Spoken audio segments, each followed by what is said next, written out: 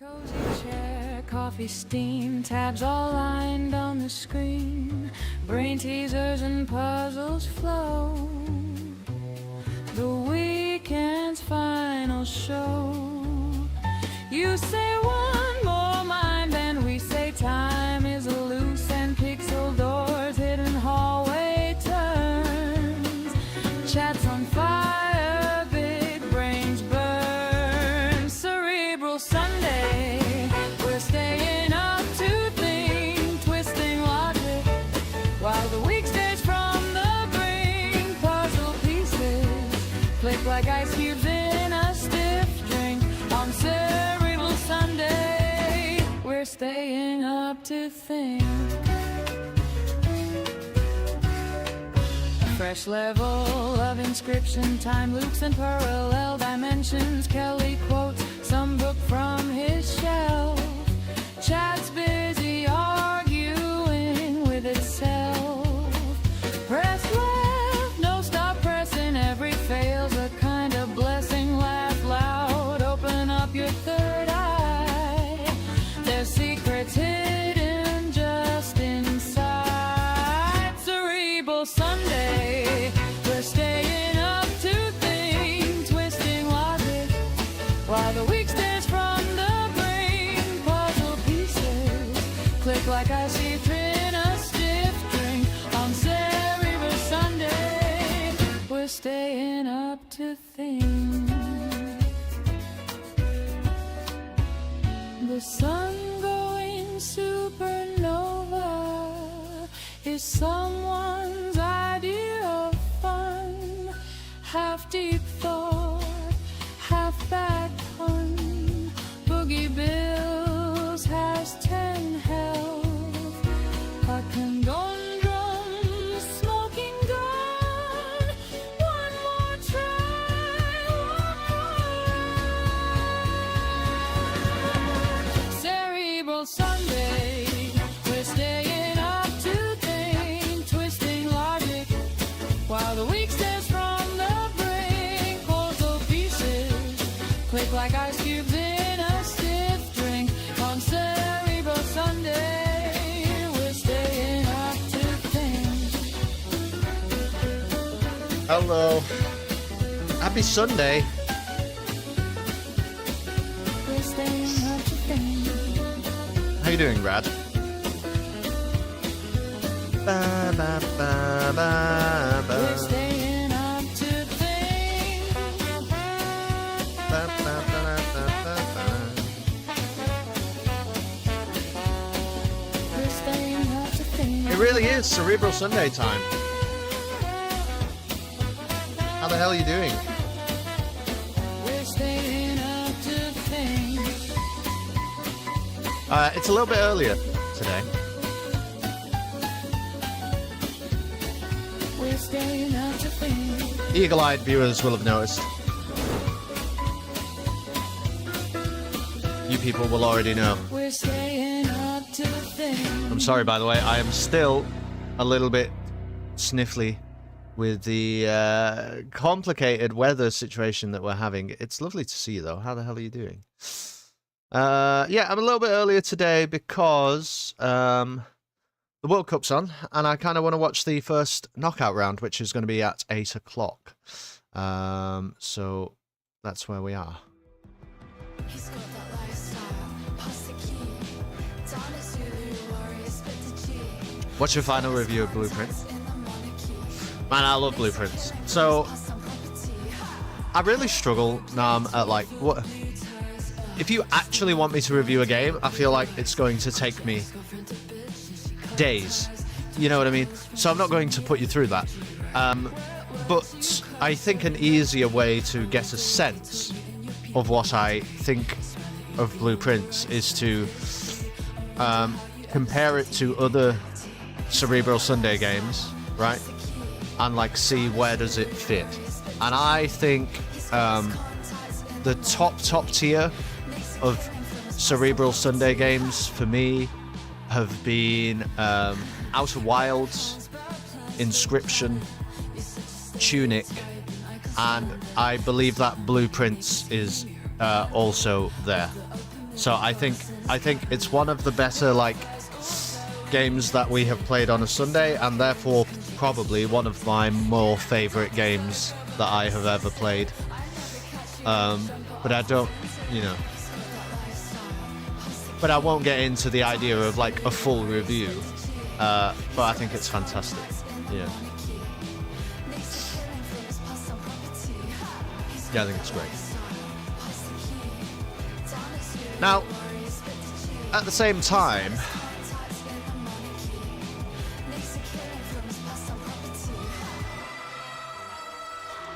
I'm actually not sure.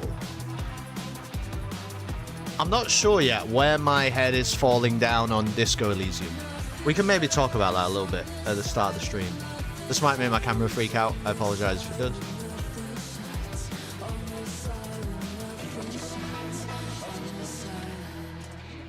I think I've just noticed something that I need to fix. Should play Outer Wilds at some point. Have you never played Outer Wilds?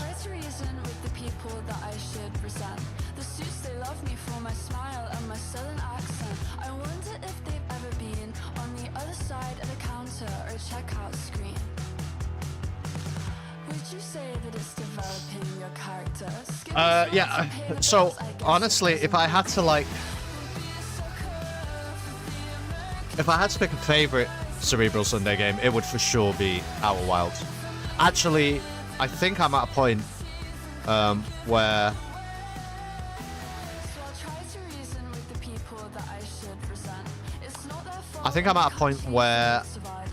Outer Wilds might seriously be my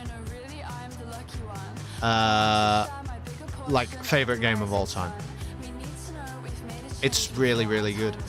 I just think there is no other game that has even come close to like capturing that same level of progression in this game is gated only exclusively by what you understand about it.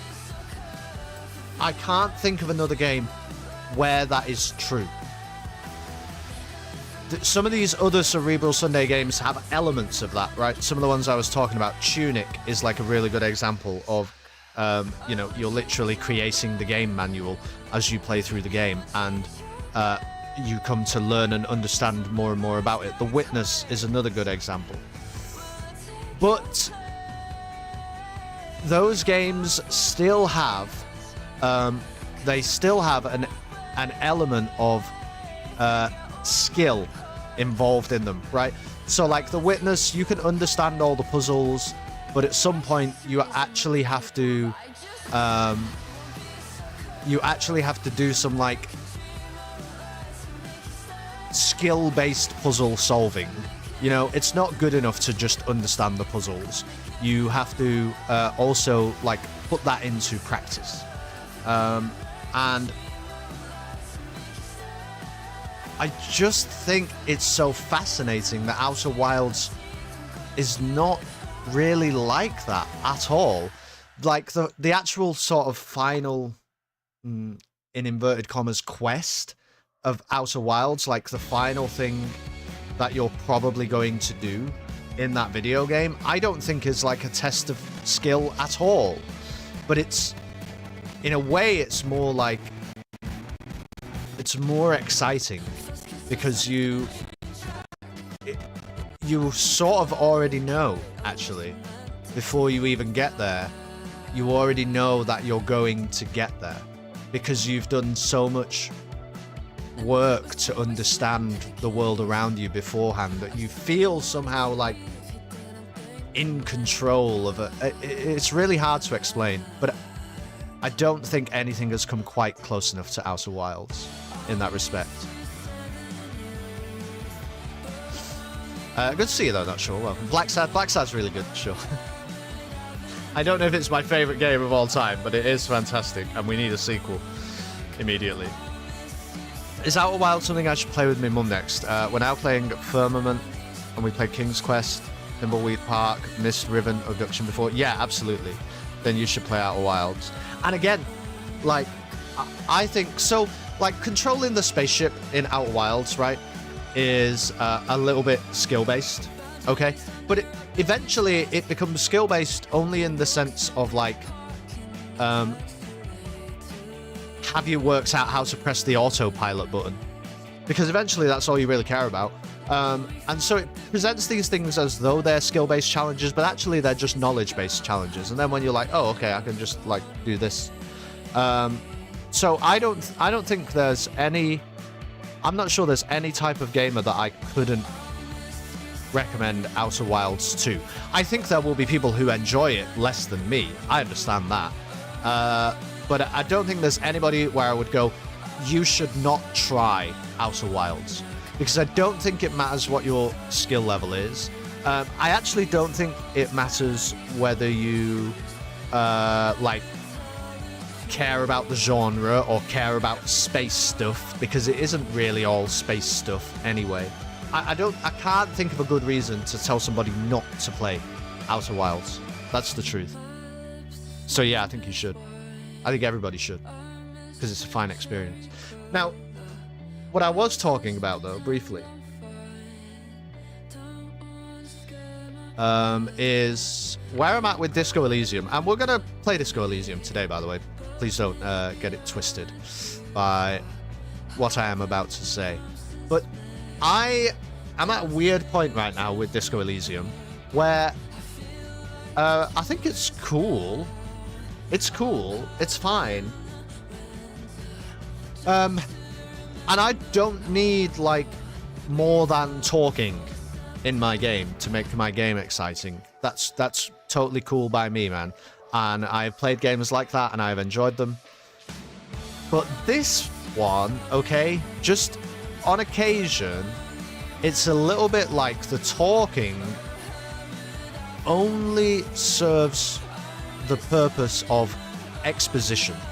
Like, I'm not sure I'm actually learning anything about, say, the characters that I'm speaking to. Maybe I'm not supposed to. I don't really know. But everything is a little bit like... And sure, like, that's the whole amnesia angle and everything. But everything feels a little bit like, let me just tell you everything about the world. And I've gotten into the idea of, like, well, maybe these people aren't, like, reliable narrators, and maybe that's where the tension is. Like, that's pretty cool. But it just feels like they're all telling you about the world. I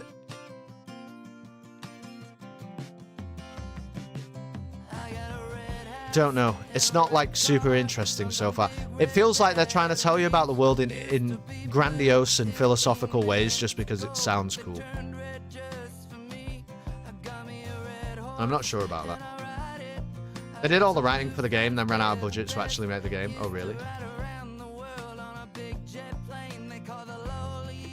Sorry, this is just a big block of ice in there that is melting over time because it is pretty fucking warm. Oh, you're joking. Okay.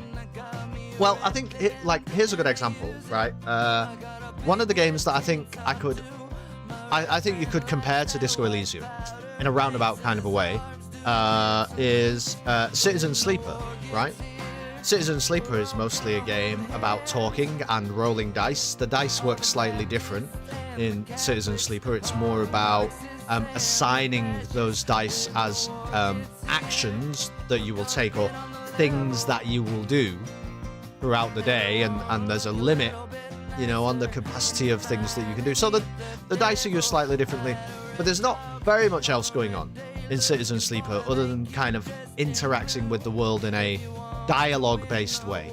And I think so far it's a lot better than Disco Elysium. And that's probably going to upset some Disco Elysium fans, but I do just think that. I think because Citizen Sleeper has more of this, like, show don't tell ethos to it, you know? Like, the characters don't need to break down every little detail of the world for you to understand it. They'll just tell you about themselves because they're living, breathing things, or at least that is the illusion that the game is trying to present you with. They're living, breathing specimens that are experiencing the world around them and will tell you about what's happening to them. Not like here's the Silmarillion, idiot. Get on board. And there's just I'm at a weird point. I'm at a weird point with Disco Elysium where I feel like that's what they're trying to do. But I love that sounded plausible to you. It's not really.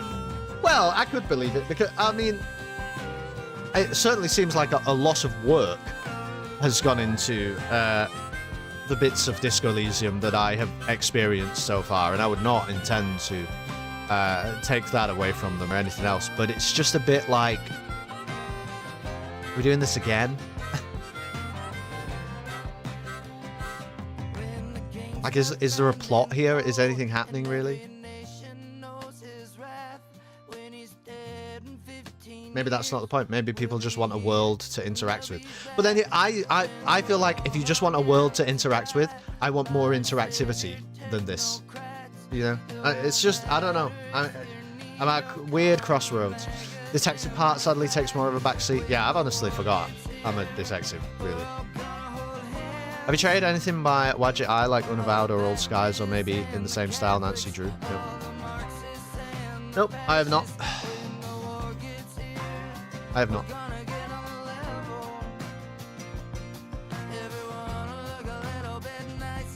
When you finally meet the devil.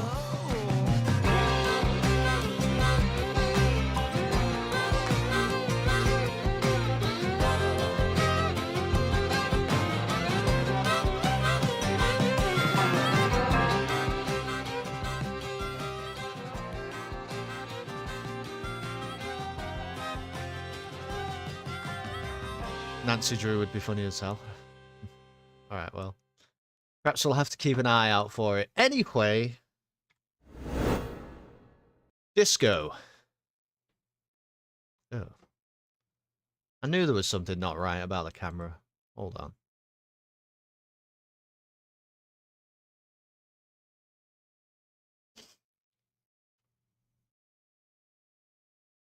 Gosh, are other people in the UK? Is it still warm? It's still warm for me, I'll tell you that.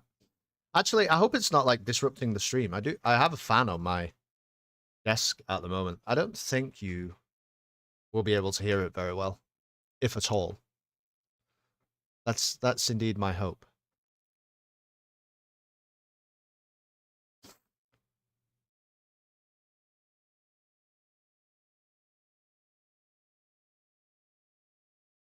Can't hear a fan? Cool.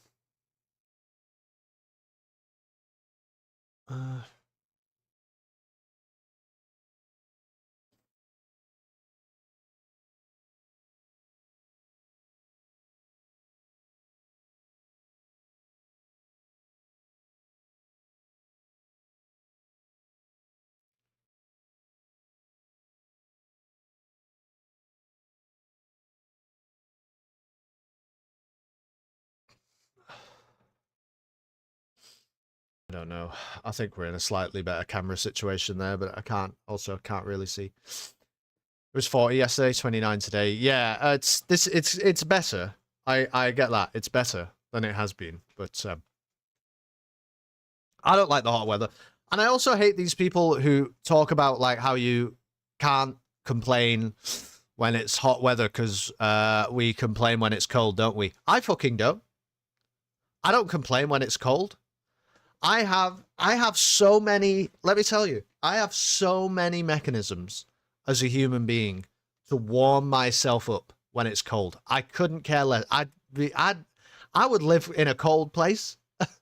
I'm totally fine with it being cold. But I definitely will complain when it's warm. Because I am not into that. Let's press continue. You like the hot weather better than cold? Nah, I can't be doing with it. I like experiencing hot weather sometimes, but I don't like living in it. Air conditioning exists, not in this fucking house. But you are right. Okay, so what we should probably do is the game technically paused right now? What are we doing? We're doing all of this, if you can believe it. We're doing literally all of this.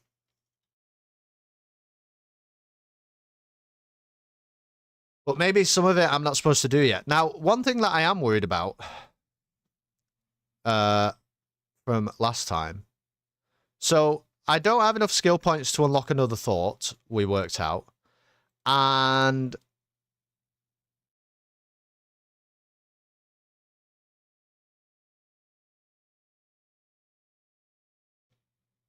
wasn't one of these like, oh, it's here. Oh, we never actually did it then, maybe.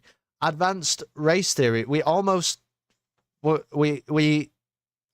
like finished this, and then I discovered that you can only have so many thoughts like active at any one time. So I don't want to like get locked into a thing where we have like a bad thought that's like stuck on us, right? Because it seems like you have to use a skill point to remove a thought or something. Because if originally we were going to do this just to try and trick and scheme our way past Measurehead, the I believe Seminese supremacist. And the game was like, oh yeah, you can totally do that. You can just have a thought and not let it actually dictate what's going on with you. But then it didn't say, oh, but there's a limited amount of them, so it's gonna give you like a permanent bonus, presumably.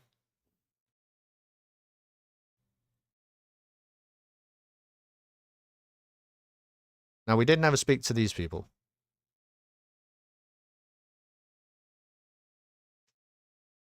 Only Disco Elysium was a game that had a complex story and puzzles.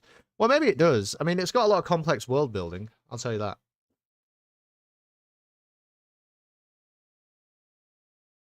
Life doesn't need to be a struggle. Okay.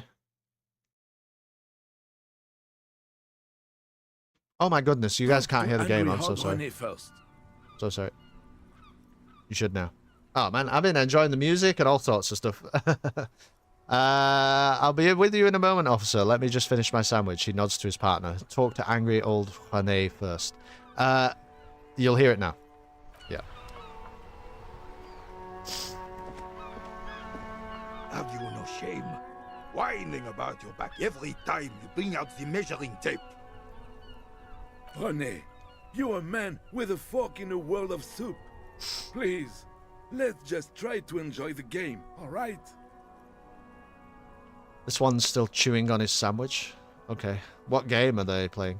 I'm trying to, but you keep breaking my concentration. You're old.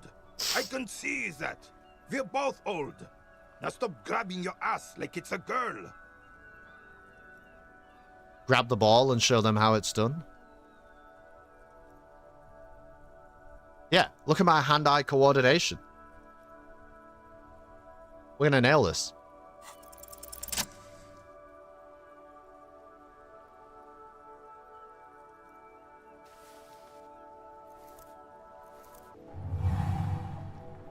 You are immediately surprised by the ball's lack of weight. No matter, you'll make it work. Feel the ball. The cold metal ball is surprisingly smooth against your neck. It has a pattern on it, probably a sponsored ball. Yours would only be covered with bumps of learning and scars of victory. Already your muscles are adjusting to the weight, the nervous system calibrating, until you and the ball have merged into a single entity. The man ball is ready. The man ball. Taking the surroundings. A chilly breeze ruffles your hair as you stand there, feet firmly planted. All sounds, smells, even the wind, everything fades until the only thing left is the union of man and ball. Alright, there's time for a last glance inward. Who am I? An embodiment of pure motion. A fine-tuned locomotor running at maximum efficiency. The inertia can be contained no more than a bullet leaving a gun. Let go. Be the bullet.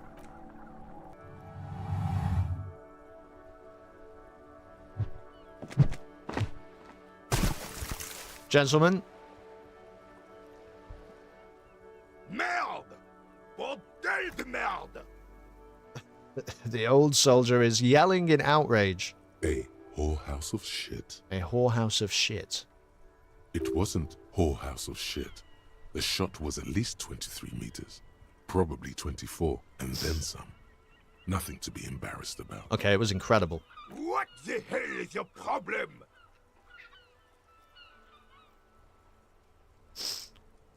Not a weak right triceps, that's for sure. I don't care if you are a cop. You do not just ruin someone's game. It's so goddamn disrespectful. What? Didn't I just win the game? You vandalized our game, son. We can't play pétanque with 5 bull. Oh, you're playing pétanque.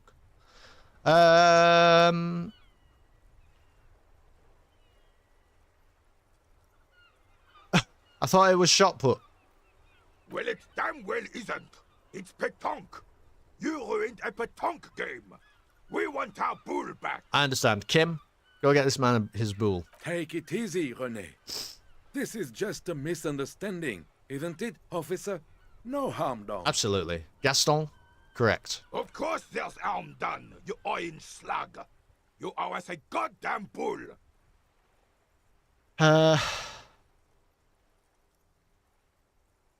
Okay, I'll try and get your ball.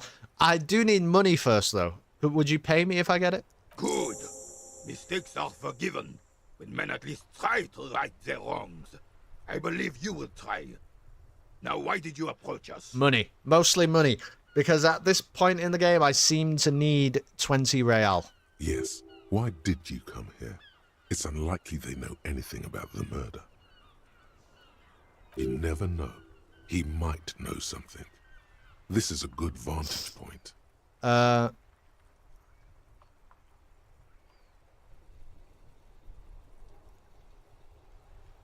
Do you know anything about the man hanged in the backyard of Whirling in Rags?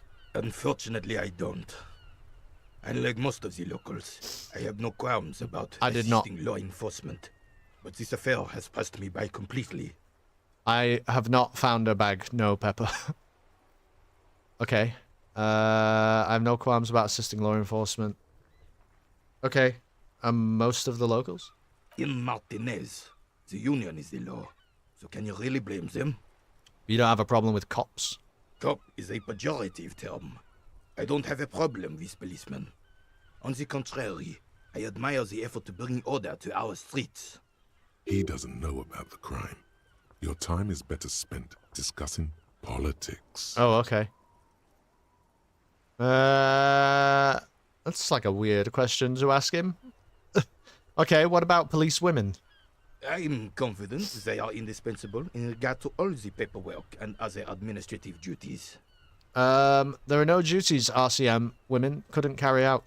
But you must agree that nature, in her infinite wisdom, has made men more fit to perform certain, more challenging tasks. Don't you, officer? No, I don't think there's any evolutionary inequality at play here. Really, officer.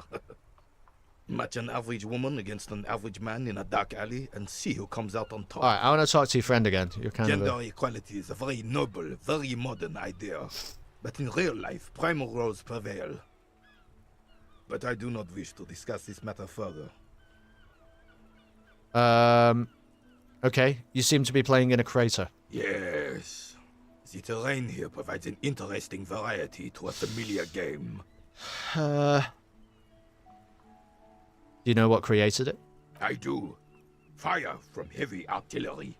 Okay, it's a crater left by artillery fire, but why? Why what? Why was heavy artillery used? Because that's what happens when communards hijack your country, execute your supreme leadership, and turn your capital into a slaughterhouse. You use heavy ordnance to clean up your home. Who are the communards again? Commies, communists, socialists, anarchists, call them what you like. They just chose the name to feel special. Okay. Senseless sentimentality. So, again, okay, maybe not a reliable narrator. Maybe not a reliable narrator. But there could be some truth in what he's saying. there are people who, you know, call themselves communists or socialists or anarchists, and they don't even really know what that means. They don't really care actually what that means. In fact, there was a very famous Austrian man, wasn't there, who called himself a socialist despite not understanding what that word meant. Or, well, he did understand, but he didn't care that you didn't understand.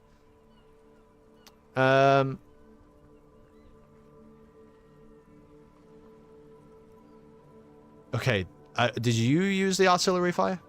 Sadly, no. It was the foreigners who brought them to their knees. We fought valiantly. Too valiantly. So valiantly we got licked. Schwarzenegger, that's right. Famously espoused himself as a communist, a socialist. Yeah, that's right.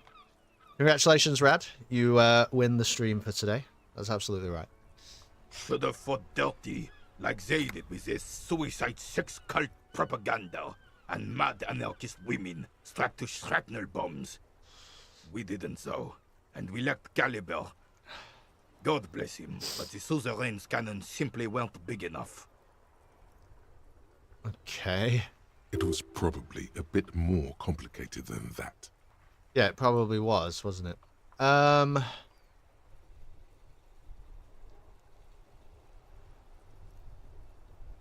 I understand I bombed this place too. Why shell them here in Martinez? Because this place is a damn beachhead. Had to soften the commies up first. The beachhead? Yes. The military coordinated amphibious landing to take back Revachol. Okay. Martinez was used as one of the 3 footholds in Revachol during Operation Deathblow in 08. The other 2 are off in Stella Maris and the Delta.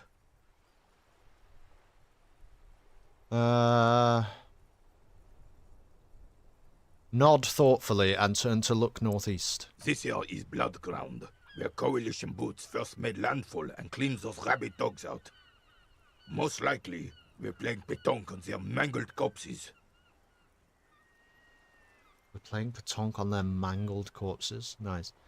I should get an award and you should rename your stream to the Rad and the Calston Twitch stream. Okay. Well, can we rescind the award? Yes, we can. Unfortunately, Rad, unfortunately, you have not won the stream today. I just heard in my ear. It's been rescinded. So, sorry about that. Blood ground. You got old René going there. Like he isn't hungry enough already. Yeah. Up the review. Number 171500. Make a joke. Decision is. Do we still have wait. This has been the greatest moment of the World Cup so far. This man. Somebody's made check this out. An extended mix. Hold on.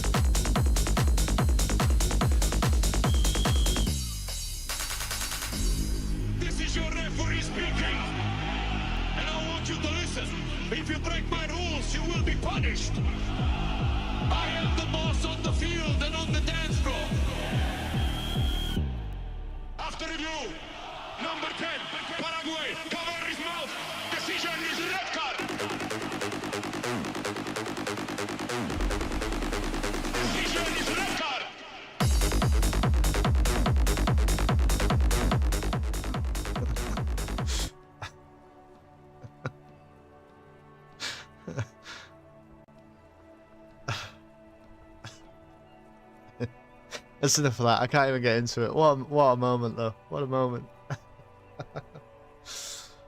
You can have the FIFA Peace Prize, though. Anyone can have one of those. That's true.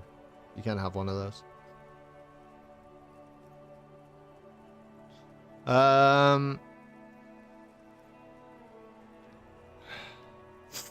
Okay, apparently I got old Rene going. Well, he's some sort of old soldier. Definitely in the conversation for best World Cup song. It's up there, isn't it? Do you care about the Shakira one this year? It's fine, isn't it? It's like just fine. Okay, the Coalition. Tell me more about the Coalition. Don't get me wrong, officer. I hate those foreign dogs, but the enemy of my enemy and all that. They're the lesser evil. So you sided with the Coalition because the other guys called themselves socialists? I feel like I've read this story before. Okay,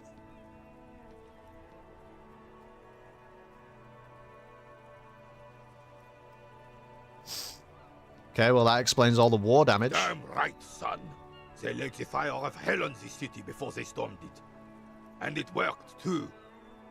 There is a strange gleam in his eyes. The rest of the city got cleaned up, but Martinez they keep as a monument. And now the Union Socialists are practically running the place. Well, it's your own damn fault. You, we, the Coalition, Revachol, whoever you want to blame, never finished the job. Officially, the party never surrendered. Of course, they still all influence.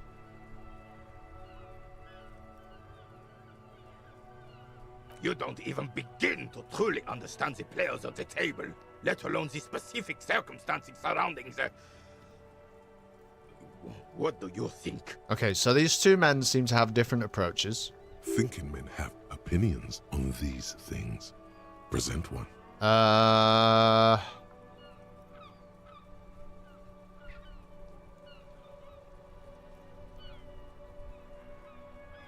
That's how it should be. Soft socialists paving the way for the hard working class to take over. Foreign powers cleaned up our mess and now they rule us, shaking my head in shame. This coalition seems quite capable, actually. Commies just don't understand how money works. Nothing I don't think I just do. Ugh. I mean, I guess I don't love any of these, but I'm going to go with number one.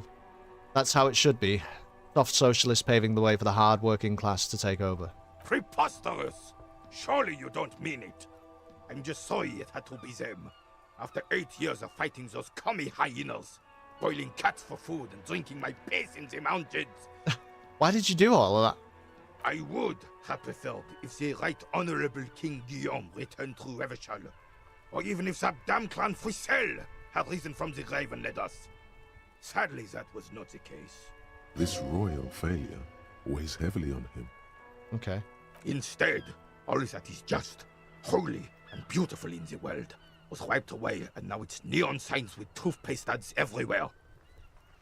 Foreign influence peddling garbage and stupid music on the radio. This is just what the commies wanted. This was their plan all along. This is what they wanted to replace the role of the suzerain with. What? This man's an idiot. He thinks that you should fight the people who are in power, and then when he won, he said, oh, that's probably what they wanted all along. Didn't he win?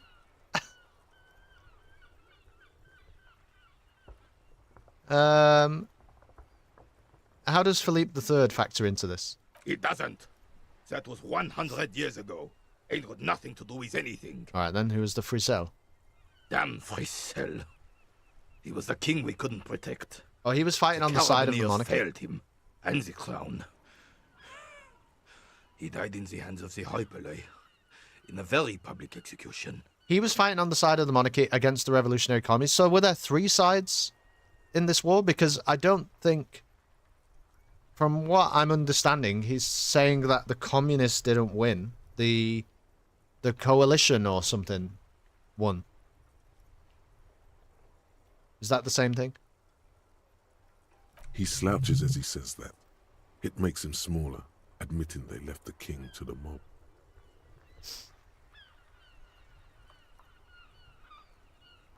The commies lasted for a bit, and then they got wiped by the coalition. Yeah, so, well, it's his fault then, anyway.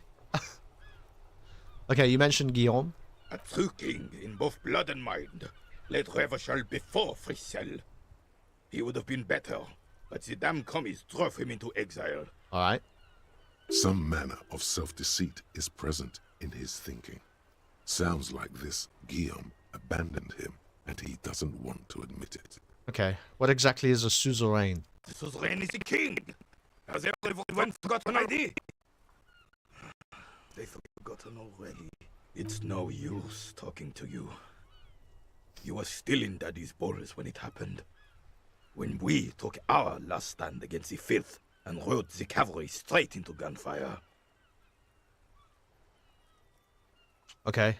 I saw the statue of Philippe III near the roundabout. Ah, yes! King Philip III, on his steed. A reminder of what Revachol once was. Oh, absolutely. At the mercy of a cocaine-snorting tyrant who emptied the treasury so he could sleep on a bed of gold. Yes, Gaston. Correct. A superpower, feared and respected. A testament to what this country can be under the leadership of a true king. Someone who knows how to rule. What was that about cocaine? Oh, old Philip was a big fan of the purple nose candy the nobility loved so much. A cocaine connoisseur of sorts. His egocentricity is borderline legendary. You can't even take the responsibility for yourself. How could you fathom the responsibility weighing on the shoulders of a ruler? Okay. We've annoyed Renee. That's why the Philippian kings use cocaine. For clarity of vision. To aid in their work. Regnum cocainum. Revachol's finest years. Those who study history are doomed to repeat it. It's a nice quote, Nam, but it's not true, is it? Of course. Clarity of vision. Awareness. Philip III was even brought into this world with the help of cocaine. The court made him administer the dose to his mother when she was in labor. And it is well known that with the help of cocaine, only the purest, of course, he was able to connect with higher realms. Yeah, those who don't study history. Yeah, correct. Higher realms. Of course, it all makes sense. He's just making excuses for the king's habits, isn't he? Yes.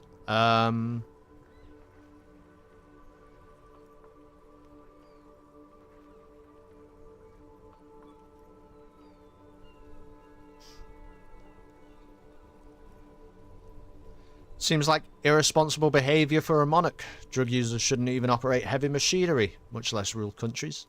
From what I've seen of the officers of the RCM... but I don't want to get into a debate about drug policies. Those who study history are, of course, doomed to repeat the studies of those who studied history. This is, Socrates said that.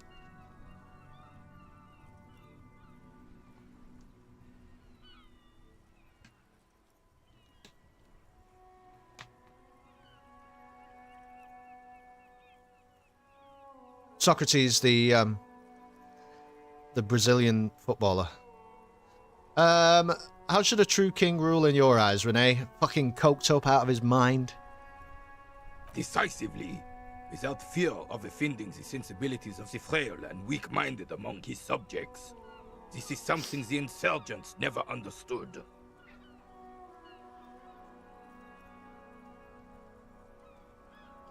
Seems to me a leader should take care of his people before himself.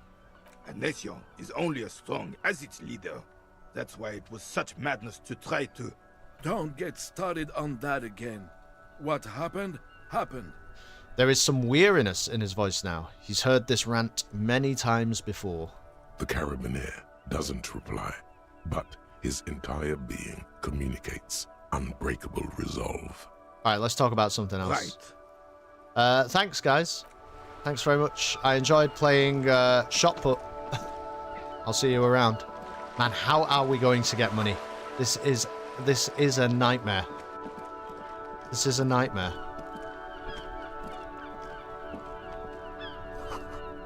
Enormous bulls worthy of a real man.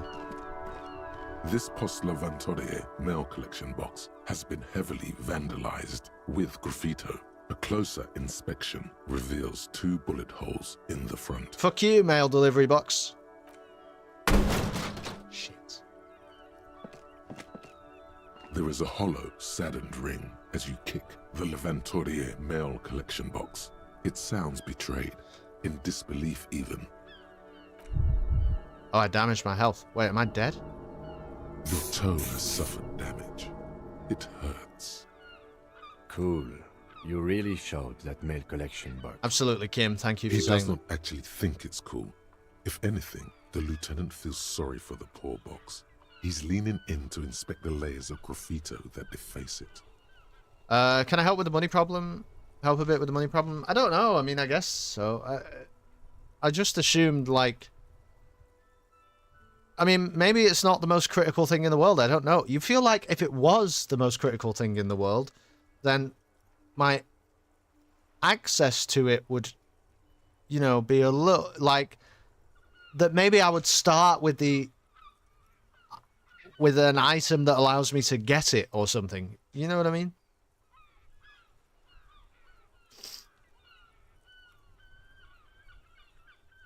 Do you think it was cool, Kim? I don't.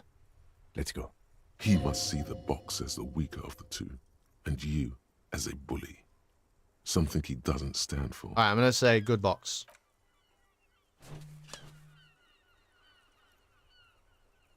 The mail collection box has no faith in your psychopathic manipulations. I prefer to watch Kelston play, not Twitch chat for what it's worth. Okay, there you go.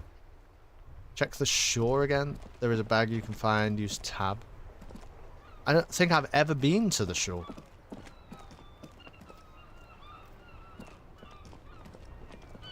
Unless he asks for a hint. Wait, unfortunately, Nam, we already passed that.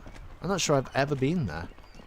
I've mostly just been fucking talking to people all day. This is kind of what I mean. Should I be not talking to people and walking around a bit more? Roundabout north.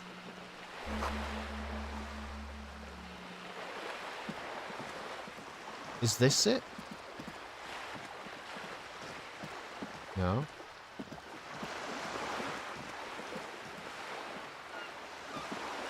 This coin-operated viewer is facing southwest. Its coin slot is full of fossilized bubblegum, rendering the machine permanently inaccessible. A thick layer of graffito covers the lenses. You spell out the word Onuk written on the other side, with N and C scribbled backwards. Kuno. That's Kuno on the lens. Under the graffito, a sea of blues and greys appear. Behind the water lies a coast studded with concrete and reeds. On it, a church on stilts, lanky weather-worn wooden planks, an X-shaped cross topping its tower. You know this to be the Star of Pericanasis, or the Cairo, the central symbol of the Pericanassian Church, a star, a great moral height to be strived towards. The church looks old and weather-worn. There are no lights in the windows.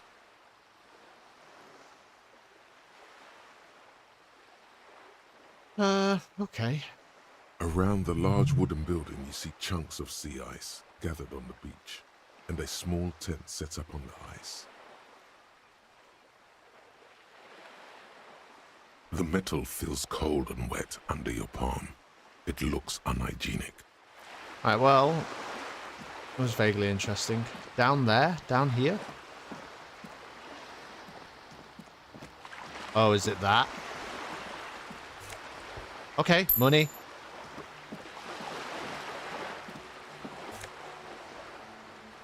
Yellow plastic bag frit. To collect tear from the streets. Oh, yeah, we did it. We did it. Okay.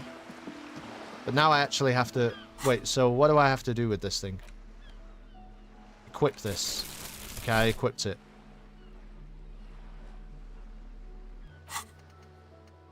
Replace the lost bool. Right. Okay, well, I don't think I have anything like that at the moment.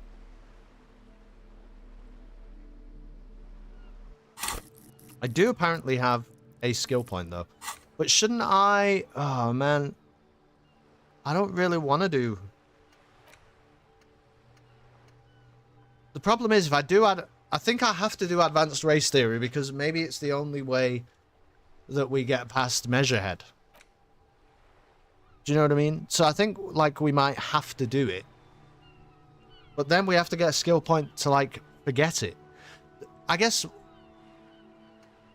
that what I don't fully understand is, like, if I absorb a thought, or I internalize a thought, does it dictate the way that I act, or it just gives me a buff to interacting with certain people? Is there a setting to speed the narrator up 2 times? No, I don't think so. Well, maybe there is. I don't know. I'm going to do it because this seems like what I should be doing.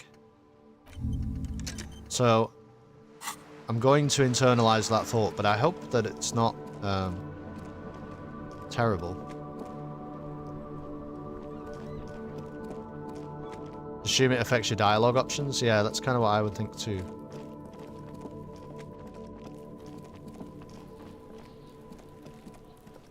There are several footprints in the mud, left by work boots. Anywhere from 6 to 12 pairs have walked here.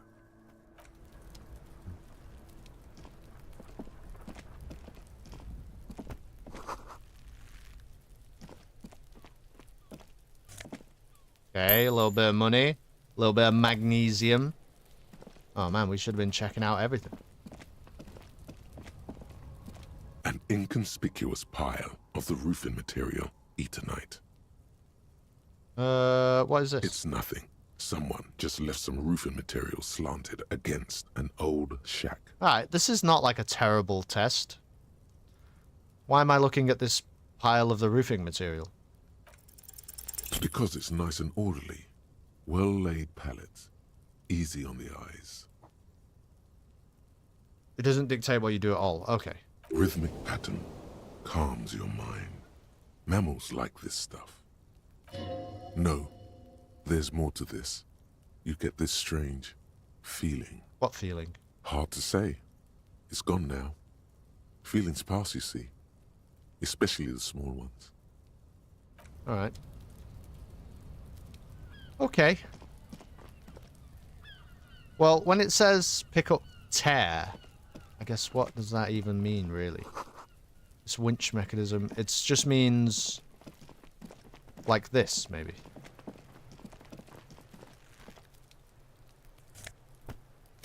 Plastic tear, there we go. So did that actually get me money?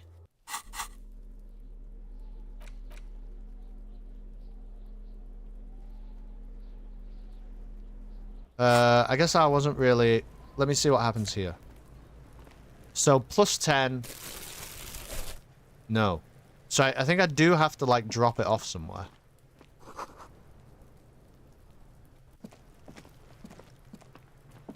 This trash container is locked. The sliding lid has a padlock that says, whirling in rags. There's something in there, not necessarily connected to the case. You have to turn them in. Still. Yeah. Why am I looking at you, trash container? You're just a trash container. The body is downwind from here. Maybe you prefer the smell of garbage to the smell of death. Keep the hunch to yourself. The lieutenant leans in to inspect the lock. How do we get the lock open? We could try using a pry bar, the one you took from my motor carriage, or... No, or... Well, let's use the pry bar. We might want to ask for a key from the manager of the Whirling in Rags. He probably has one.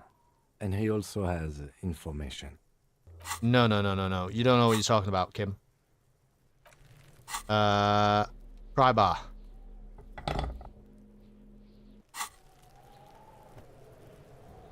This trash container is locked. Gosh, The I sliding can't lid do has this a though. padlock that says, well, you stick Whoa! the pry bar into the fissure Okay. beneath the lid and push down. It doesn't take much force. With a satisfying crack, the metal gives way. You can open the lid now. Don't. Maybe you shouldn't. Didn't I just have a premonition that there's something in there? There is, but you won't like it. Sweat forms on your brow. Your hand is still on the lid. Open the lid. The smell of rotten food rises to greet you. You see soggy cartons, dirty rags, and organic waste. Crit deserved though? It was deserved? Okay. We're just in time. This hasn't been emptied for over a week. Look under the boxes of carton. You see milk and egg rest with one broken egg in it. Some pasta wrapper. Picking up the soggy packages somehow feels familiar. A box falls into pieces in your hands. Batiste Soleil Crit me cereal. daddy. There are plastic pasta packages below. And turbo noodles. Wait, let me try this thing. Nothing of note, however. Clip that. Is it still not working? Voice clips are listening for clip that. Well, I just said it though.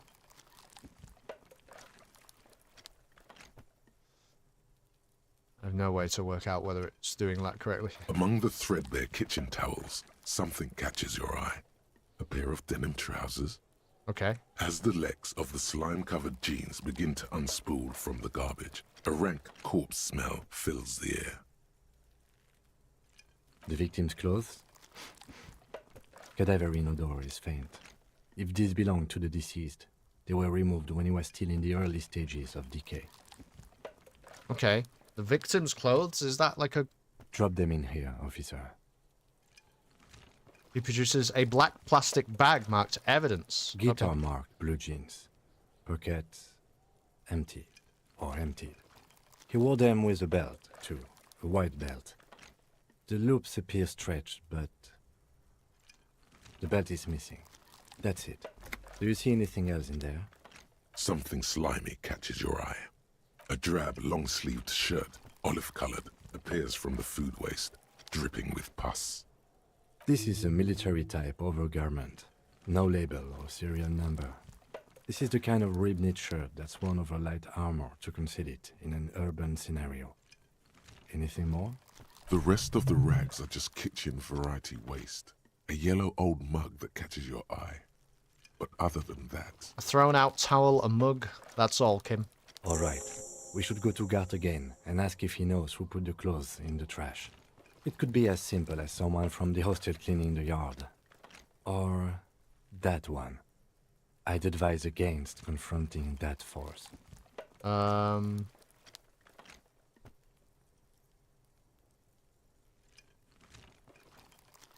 You think someone from the whirling might have been involved? Not really. All we know is the victim's clothes are in the trash. The lid was locked and his establishment had the key. It's just a small loose thread. Okay. the lieutenant nods, then looks back into the trash container. Search the food waste. It's just organic waste, cold and slimy on your hands. Apple and potato peels, mostly. Unidentified sludge, and the occasional chicken bone thrown in for good measure. But hey, nothing. It's nothing. Nothing more to see here. What's this? What? A blue piece of plastic sticks out from the apple peels. It's shiny. Looks like the corner of something. Something larger. A clipboard. A blue plastic clipboard with moist papers hanging from it. They look badly damaged, but you can still make out forms and notes. Written in a man's handwriting. How do I know it's written in a man's handwriting? Officer, is that your paperwork? Oh. I don't know what this is. It is. Look, the plastic has the RCM street grid on it. You've even got an autopsy form in there. A miserable looking slip of paper sticks to the board. Wow, okay. If you don't mind my asking, how could you have let your paperwork end up in the trash?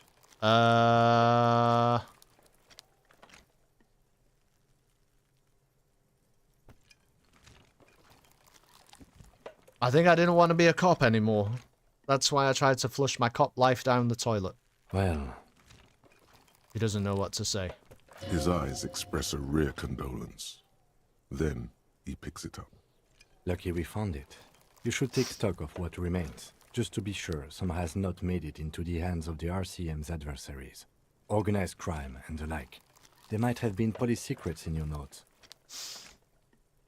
Okay. It would also not hurt to start taking notes on the case. Now, tell me what your eagle eyes see. Or are we finished? Some items, such as the ledger you found, are interactable. Go to your inventory and select the Interact tab to read your paperwork. Okay, that's cool. The mug, let's get the mug. You pick out a broken mug with an oddly racist depiction of the Yellow Man frolicking in saffron, An antique. only in its social sensibility. I see. Alright, The container sounds a muffled gong. that was good, maybe. That's one thing off the list. I think we got it all. Interact. Look at all this. It's just a racist mug. What's there to read here? Not much. There's quite a lot to read into here. Look at all that content. Oh boy, here we go. What are you going to say about a broken, tossed away mug that you dug out of the garbage?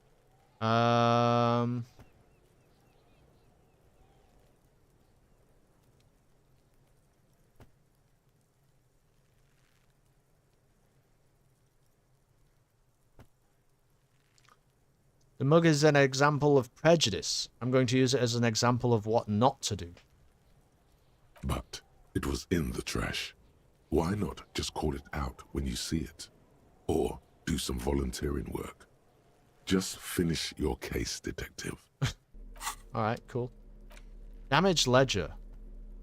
It's the ledger you found in the trash. A pitiful cabbage of white and yellow papers hanging from plastic board, barely held together by a metal clip.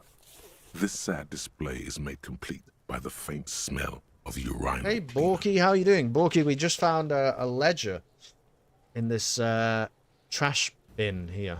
Oh my goodness. Baby don't mess around because she loves me so. Thank you, Borky. This I know for sure. Thank you for the subscription. I hope you're doing good, man. It's nice to hear from you. I'm live a little bit early on Cerebral Sunday tonight. Probably gonna finish around about 7:30, so that I can catch the first game of the knockout round after, which is only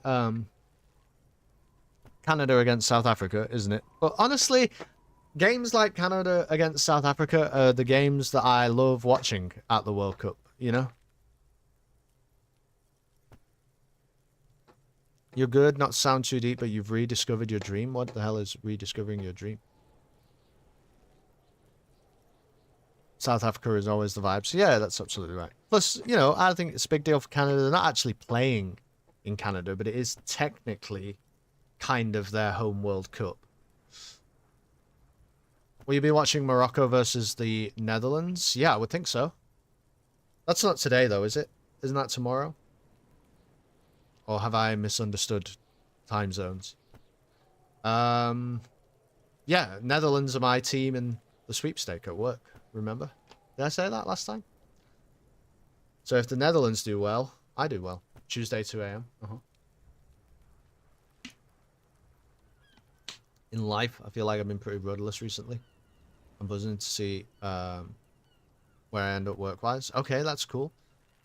That's cool. So is it like a new job or just a new direction? That's cool. I'm glad that you're feeling good. That's a cool thing. Knew you were secretly a Van Dijk fan. Ah, listen, I like Van Dijk. I like Van Dijk. I don't want to see him play well for Liverpool. But I like Van Dijk. You know what I mean? I like Ousmane Dembele, but if United get drawn against PSG in the Champions League, I don't want to see him do well. Same job, different direction. Same career path, different trajectory. Okay, cool. Well, I'm glad that that makes you feel good. That's a cool thing. Yeah, we are in the Champions League. Are you kidding? Whoa, whoa, whoa. It's Carrick. You know. Hard to believe it's not Skulls. I have to read this ledger. This seems like an important thing. Anything else? There's a piece of toilet paper, or is it cleaning tissue? No, it's toilet paper, desperately sticking to the back of the blue plastic clipboard. Okay. It's a metaphor for you. Thank you, Waterlogged Ledger, for spelling it out for us. Thank you, Waterlogged Ledger. Below the pathetics, terror. Do not look into its blue heart. Inspect the clip. An aluminium block runs the width of the board, biting down on the paperwork. Yeah. Its crocodile teeth are the only thing keeping the papers together. A regular pencil, the tip worn down to nothing, has been attached to the clip. Yeah, no, you're absolutely right. In this game, Borky, a ledger with toilet paper with shit on it is actually probably one of the most important items we could find in the game. The surface is interrupted by a silvery sticker.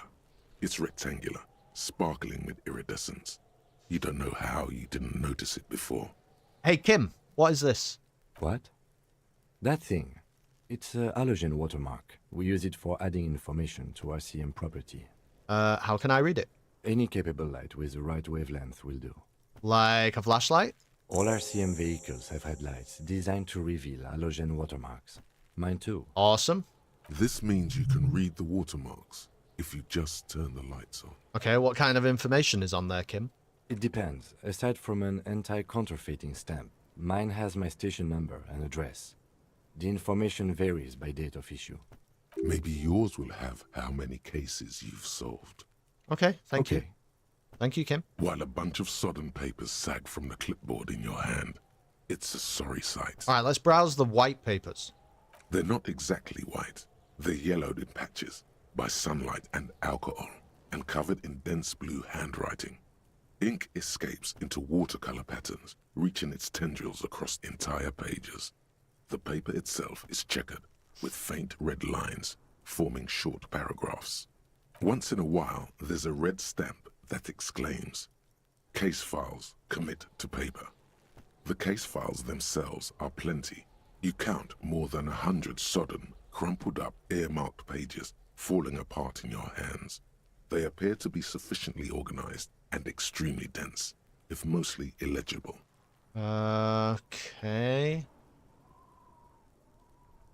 What is in there? What are they about? Work, strife, poverty, the Jamrock Quarter. These are handwritten logs of investigations dating back to January 51, this year.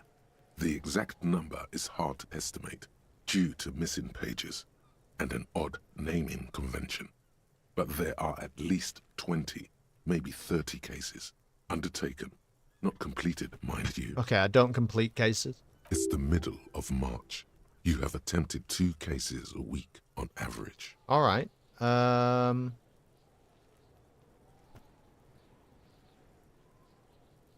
Is 2 cases a week a good caseload, Kim? Huh?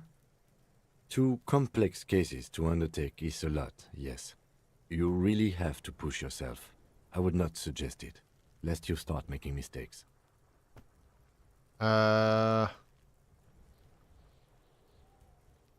Okay, I'll just nod and return. Arson, petty theft, spousal abuse. Handwritten logs on dozens of investigations date back to January 51. Stamped case files. Commit to paper. These are your last couple of months in Revachol, Precinct 41, Jamrock Quarter. Does it not show failed rolls? Whenever we read about a roll, it says success. I wonder if it's just deterministic and part of the aesthetic, not actual rolls. I think... no, I think it is actual rolls. I don't think it shows you when you fail them. I think those kind of rolls are just giving you, like, added internal context. I think, Nam, on the things that you're interacting with. Please don't take what I'm saying as gospel, because I don't know. and I haven't read about it, and I don't know. But it seems like it's just, if your logic is high enough there, then you have a better chance of your logic being able to work out that it's March, and that means you had 2 cases a week. You know what I mean? Like, and if you didn't, then you just wouldn't know that information. If your logic was not high enough, or if you, like, failed at the roll. I think it probably is still a roll, but it might actually be determined on the sentence before the resolution. Yeah, that's how I understand it.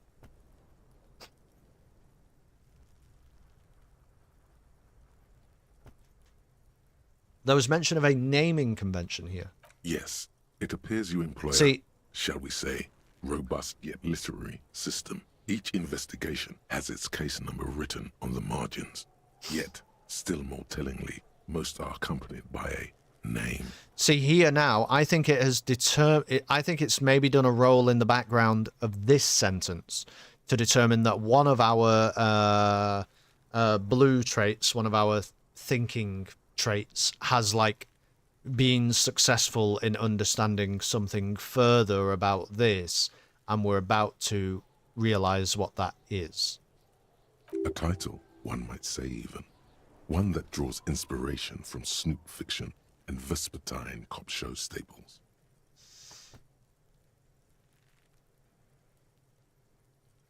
Oh my, and they're written in capital letters too? Yes, all caps. One is called The Next World Mural. Another, The Square Bullet Hole Murders. Another yet, The Unsolvable Case. Others appear more light-hearted. The guys on a couch in an unexpected location. Okay. And the murder at the hookah parlor. Even the rare article-free collapsing tenement. Murder features prominently throughout. It's going to take an effort to piece these case files together, but it can be done. Once you're done inspecting them up close. Kim, my cases appear to employ some kind of naming convention. You mean the alphanumeric? Officer, precinct, time of arrival at the scene? Yeah, that's the one. Good. That's a good one. He understands you're concealing something, sire. But do you also use the titular? No, don't know what you're talking about. Right, of course. Okay, thank you, Kim. Like a fan of girls, the checkered papers dry in your hand. The handwriting is extremely dense, if mostly illegible. Can I come back to this? Because I think we just need money first. You don't exactly close them, so much as distance yourself from the smelly papers. They're a little further from your nose now. I'm going to put the ledger away. Yeah, I can still interact with it, I believe. Alright. Because really... Oh.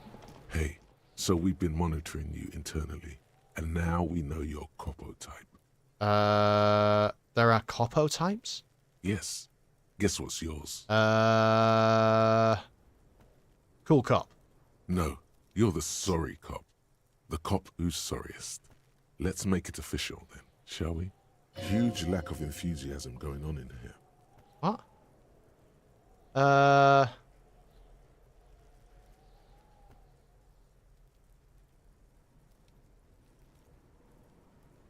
Okay, I'm sorry. Didn't we say you can have multiple of these? I feel like that was something somebody said that was like probably a good thing. Alright. Of course you are. It's Yeah. okay. See if you can get something out of this, like info. Or maybe every time you say you're sorry, you get $1 million. That won't happen. Rigorous self-critique. You get -1 authority. I don't mind that. I don't mind that at all. Alright, let's try and get some money. Why can't I sprint? There we go.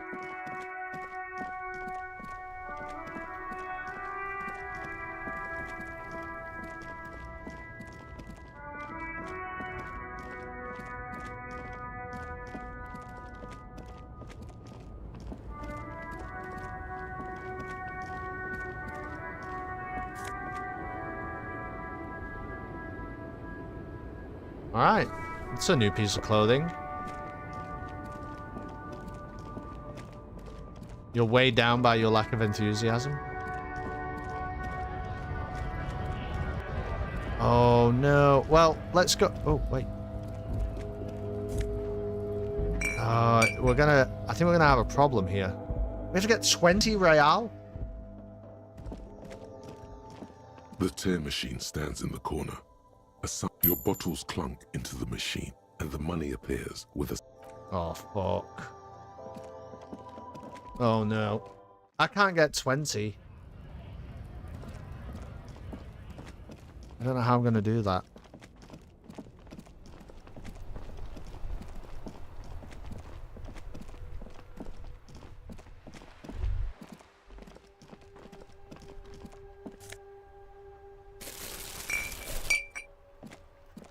Seems impossible.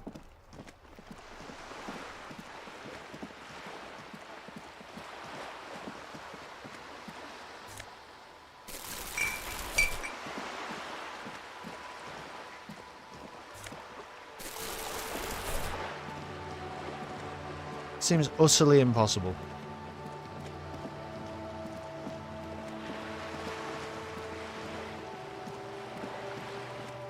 Yeah, it might take a hot while, I agree. But I have to have it per night or something.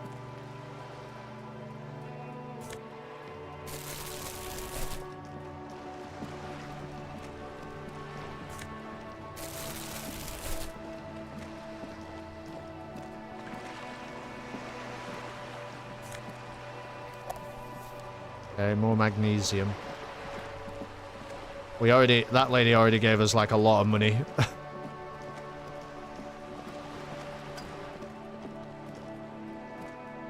A sturdy metal door guards the Hundreds southwest daily? entrance Yeah, I to guess the so. apartment building. The door rattles against your knuckles, but there's no response. The door rattles again, but this time you hear an elderly woman's voice calling out from inside. Stop banging on the door! I'm not letting any more strangers inside. This is the police. Open the door. The police? Everyone knows the police don't come round here. I'm not joking. No, I already told you. I won't be responsible for any more strangers getting into the building. Go check the backyard door. Maybe someone there will. Backyard door? There must be another entrance to the east. Kim, tell her we're real policemen. Madame, I assure you, we are real police officers. Thank you, Kim. There is no reply. Alright, fuck. There are 5 bags of bottles in the house? Wait, really? What the hell is this? This is a wall on the side of an apartment building. Why am I looking at this wall? It's a pretty low thing, but it's not impossible. You have no clue. It's just a wall. Alright. We don't know.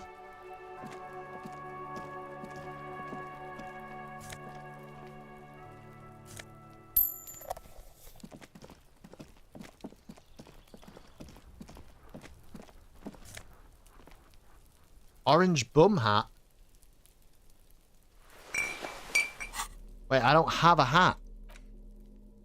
It gives me -1 rhetoric. Isn't rhetoric one of my really good things? Yeah, but like, do I even need 6? Here's the thing, do I even need 6? Maybe upping our reaction speed.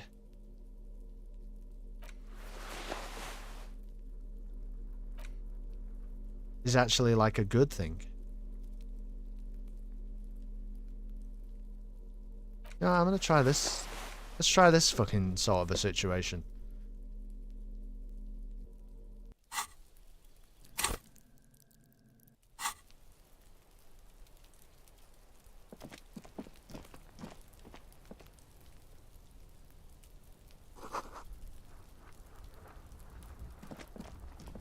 Well,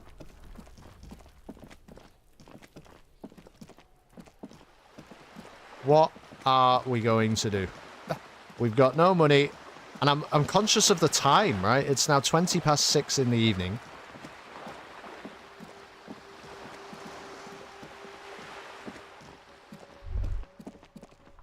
How was that?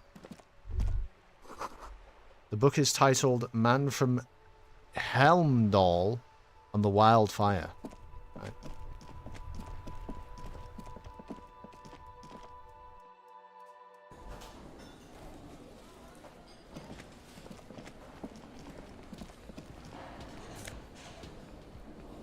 Nosafed? Oh, yeah. Oh, money. Alright. Kim.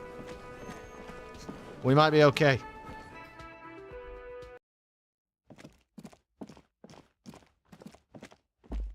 Do you think there's actually shit in here?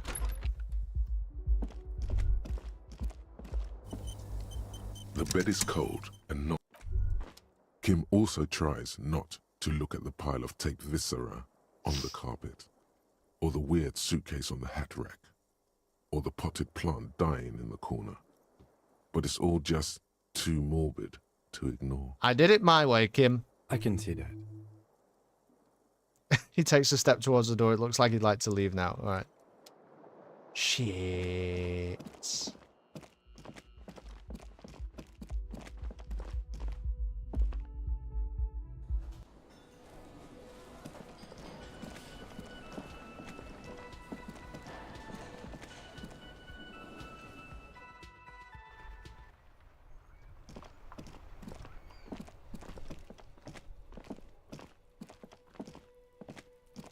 Surely I've inspected this. You see a set of tire tracks in the brown slush that covers the plaza mosaic. Oh, okay. Reconstruct the movement.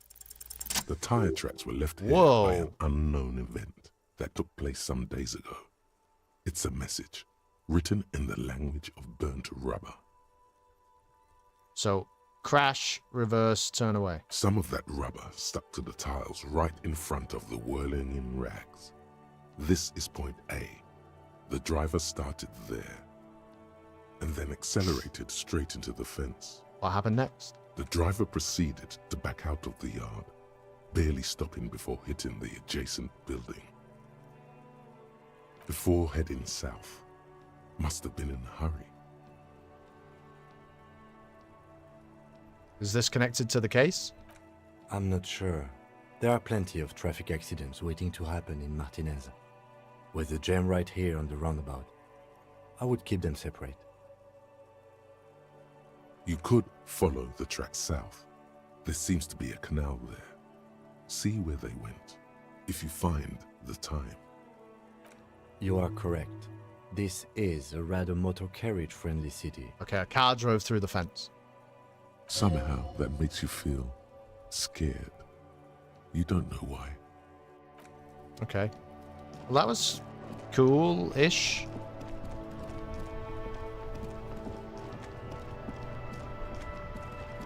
Kim, my friend, I think we're fucked. I'll be honest with you. There's a pile of cheap sunglasses in a small box, a variety of shapes and colors. You like sunglasses, officer? I've got the latest styles right here. Abort. These are hideous. What's more, they don't even fit your face.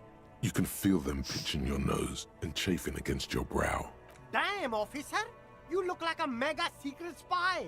Very secret. Yeah. They're practically made for you. I'll let you have them for 2 real and 50 cents. It's going to be very difficult for anyone to take you seriously with these things on your face. No, you are definitely not buying those. You're right. I'm too sensible for those, Kim. Plus, I don't have any money. Are you sure? But they look so good on you. You should think this through, officer. Not right now, my friend.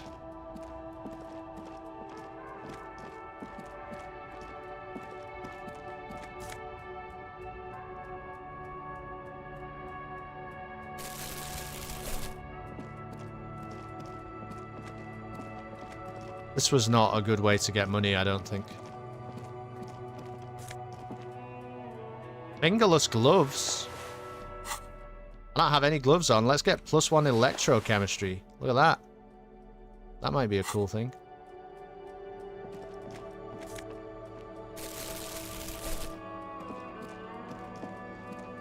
Fuck, I don't want to talk to anyone. I just want to get money. I think we are screwed.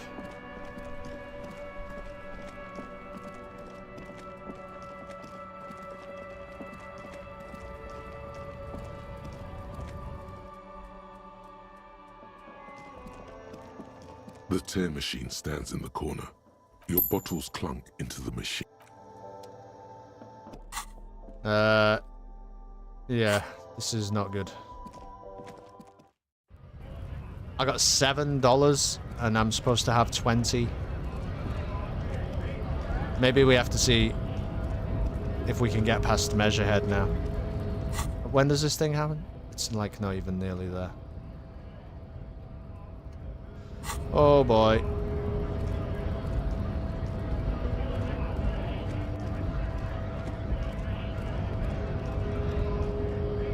But I have no other, like, frame of reference for how to even think about money. Apart from ask that lady if she'll give me money. A lorry stuck in the traffic jam. This big, heavy Grad-made machine is well kept for such an old machine. The windows are clear. They've been recently washed. You can see a lorryman's cabin with personal belongings, stickers, insignia. What kind of stickers and insignia? The driver has adorned his space with a substantial collection of peculiar paraphernalia. Proclamations about honor, strength, and purity are glued to various panels. What about the back seat? The back end of the cabin has a small perch to sleep, large ashtrays. There are several suns and wheels sewn into the curtains. A book with ragged edges catches your notice. The front cover features a large, muscular man. The title reads, Man from Eamdal in the Lost City of the Pygmies. Racist nationalist paraphernalia. Not unusual in this part of town. Okay. This is our guy. Odds towards the racist lorry driver. Oh, okay. You think it belongs to our tough guy? Likely, yes. This guy's proud of who he is. Drapes it all over his machine. Interesting. Perhaps that will help me. I already did all this, didn't I? An old money. Yeah.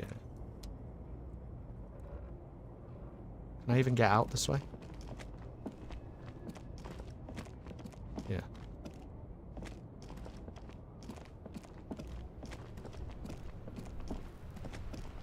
I don't know. I mean, I guess I just have to ask that lady if she'll give me money. What else can I do?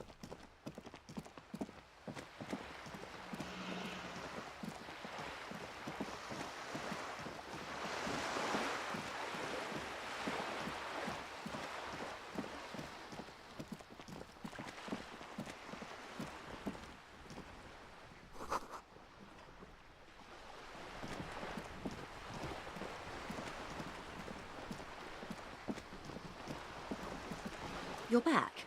Good. What can I help you with? You know something about these tattoos? That's the man who was killed. I'm afraid this is a discussion for once we've cleared the lynching question. So you do know something about the tattoos? Better not tie the fourth day to the bat's day on this. I hope there is something else I can help you with.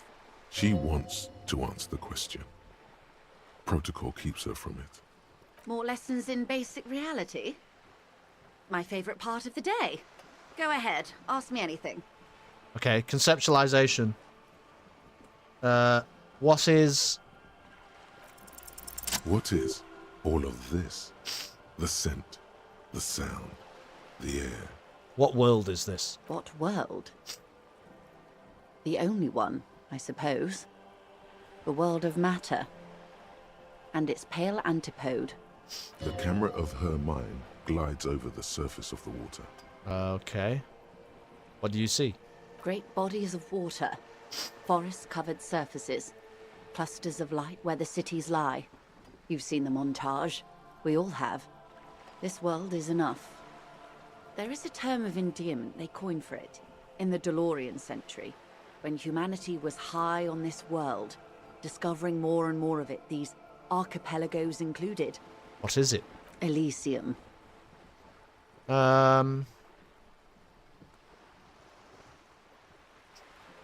Elysium. The world needs a term of endearment. It does. There are those who would call it hell. What is hell? A term of hatred that originates, like many such things, with the Mesk petro-fascists.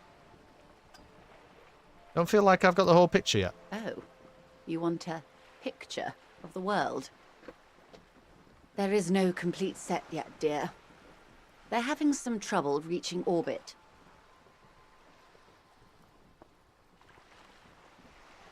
How come? Great things are difficult to achieve. For now, we're viewing the world from the inside, sideways. Inside, sideways? What shape is this world then? We used to think it was a sphere, but that is beginning to look less and less likely by the day. You wouldn't know it from the tabloids, but the ORG nations have been launching weather balloons into the lower ionosphere since the 30s. ORG, Occident Revachol Grad. There's a steadily increasing trickle of images.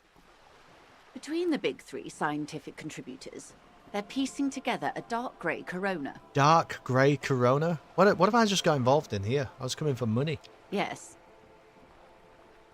Pale covers 72% of the surface. There are grey flares and prominences, even arcs above entire isolas. The images are blurry, but if there was a sphere in there, it certainly looks like it fractured a long time ago. Oh my god, wait, what the hell are you telling me? You seem to be spooked. Please don't be. The pale. And what do you mean corona? They say there is a rarefied envelope of matter surrounding the darkened disk of our planet. That is, if we are still living on a planet. Or, to speak more plainly, imagine vast swathes of land disrupted by nothingness. I am sorry, dear. It must sound quite terrifying through the acute encephalopathy. Even scientific positivism isn't entirely convinced about what we're dealing with here.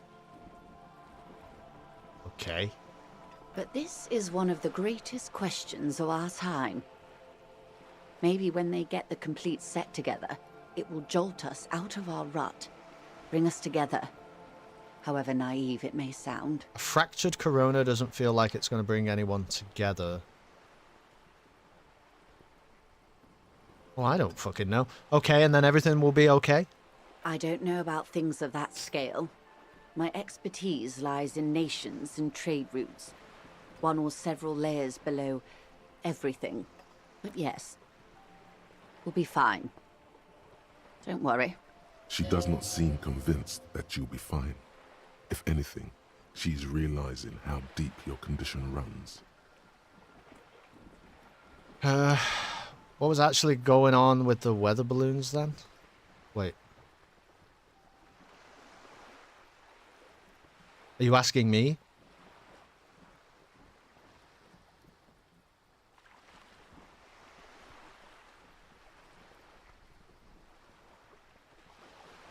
Well, they were imaging things, right? Or something?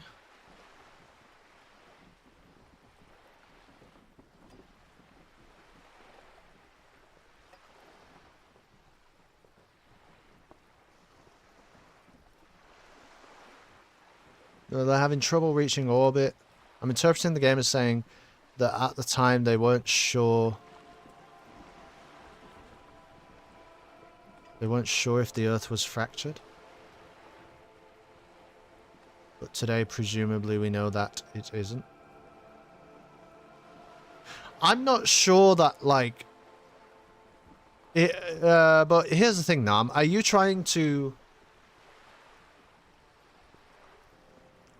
Are you trying to, like, copy and paste what they are saying here onto our reality, onto Kelston and Nam's reality? I'm not sure that's correct.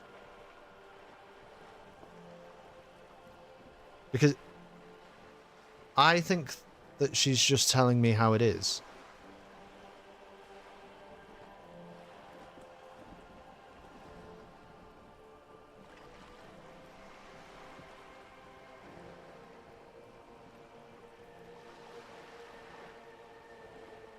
I thought the French was a real history lesson too.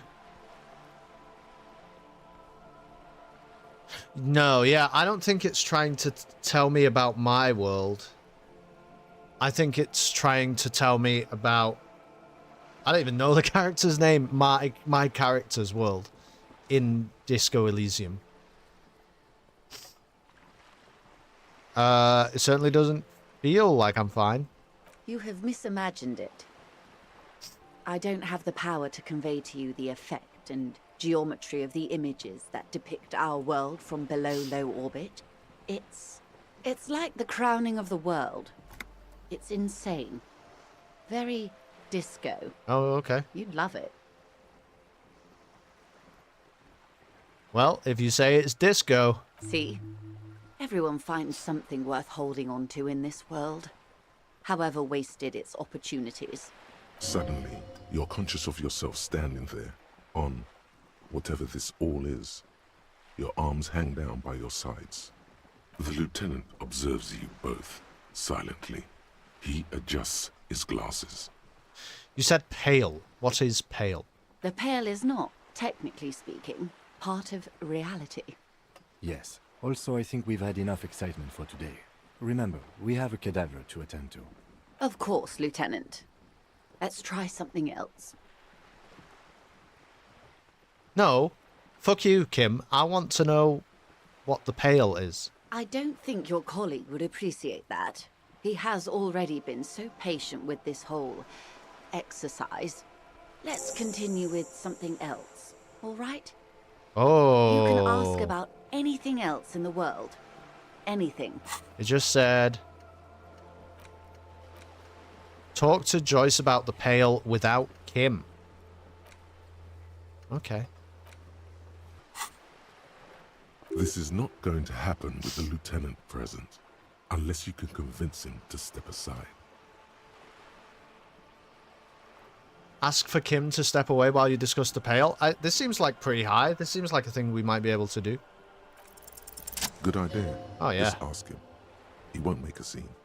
Kim, can I talk to the man alone for a second? Steps away. All right. See? What can he do? You're a grown man. Yeah, seems fine.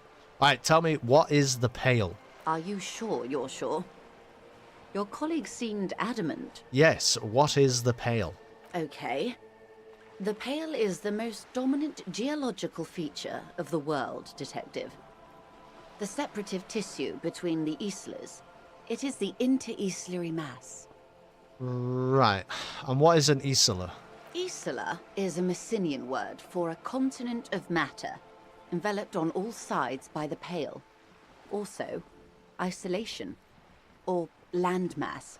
We used to believe there was only one. In the last 4 centuries, we have discovered 7. Okay, so there are islas of matter, of continents of matter,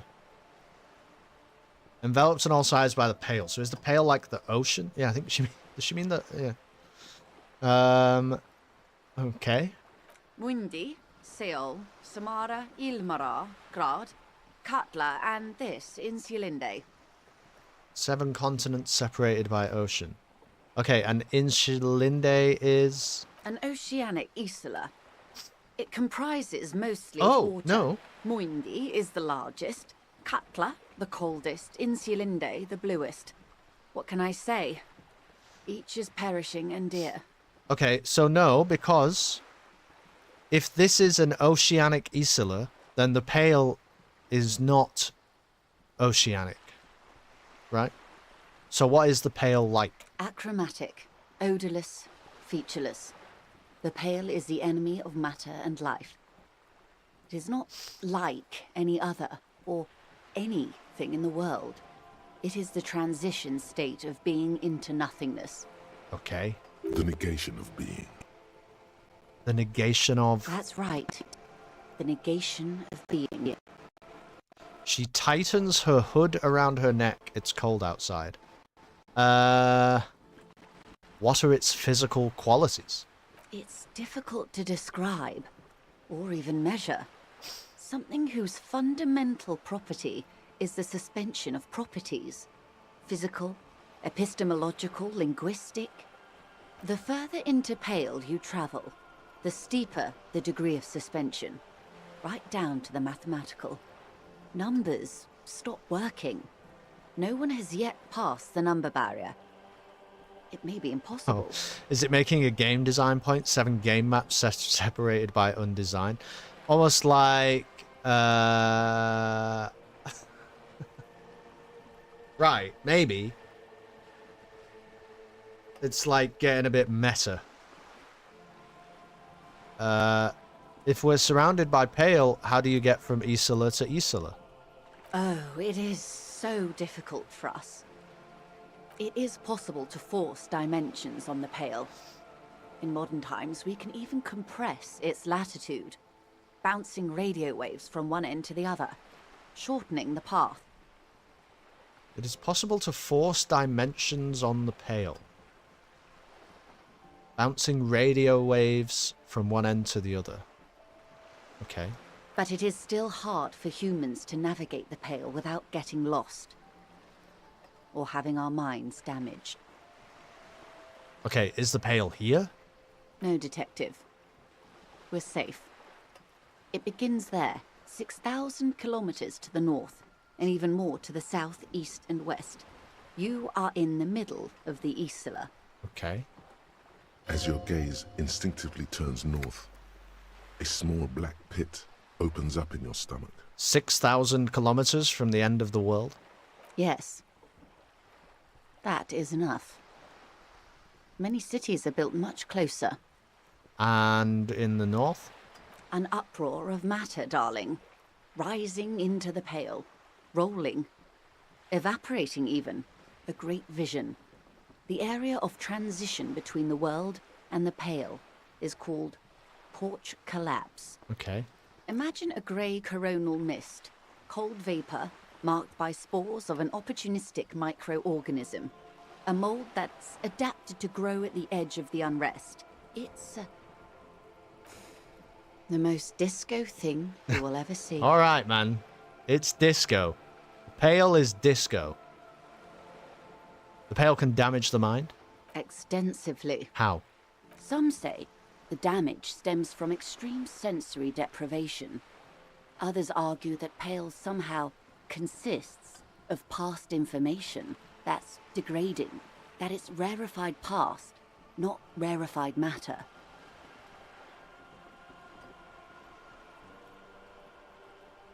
Okay. They call it the blend over of the self. The Pale does not only suspend the laws of physics, but also the laws of psychology, maybe history even. The human mind becomes over-radiated by past.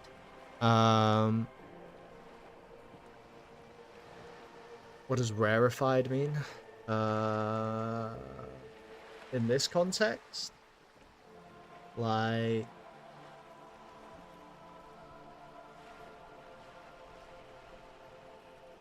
Don't know. Made... Does it not mean made uncommon? Let's find out.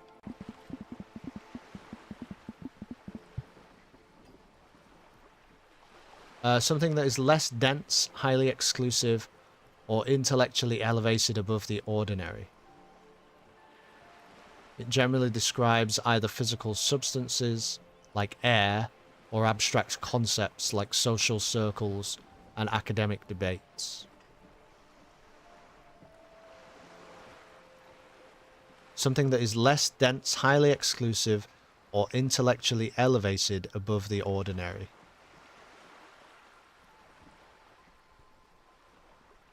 So...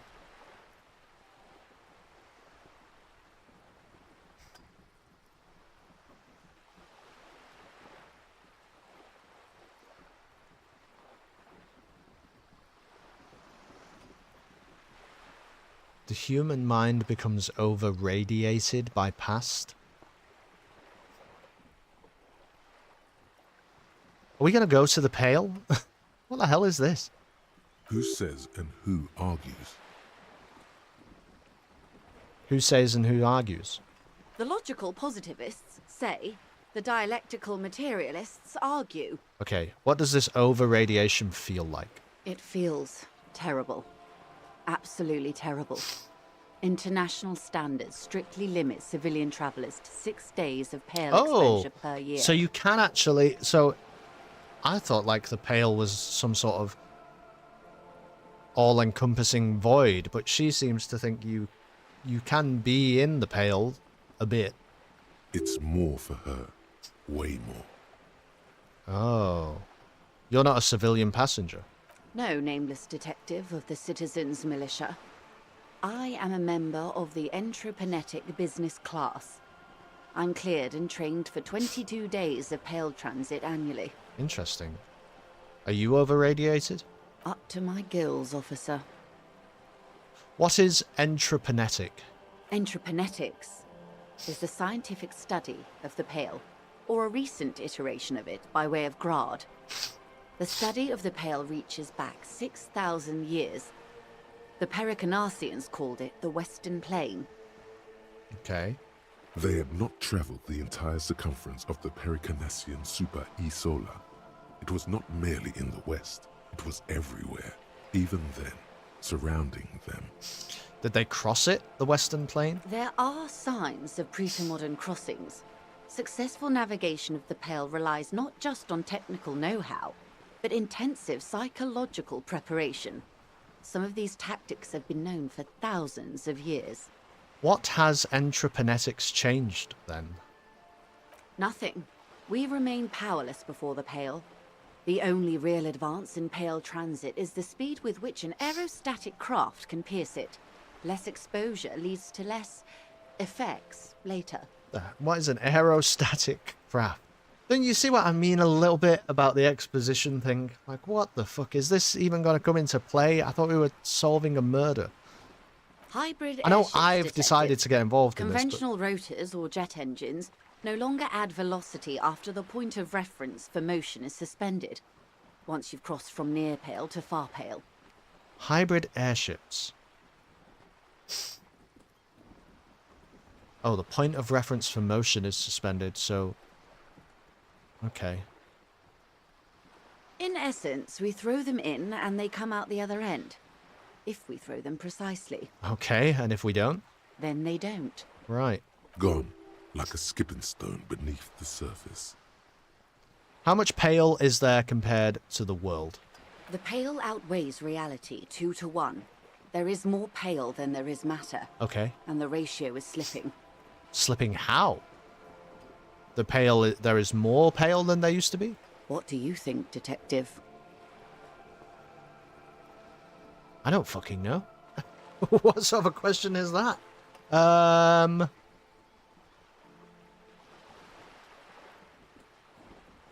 mean, it sounds powerful, doesn't it? It's growing. There's more and more of the pale. Precisely. One of the few measurable effects of the pale is that it is expanding at an unknown rate. I'm thinking this game is designed to punish those people curious to explore everything to the end.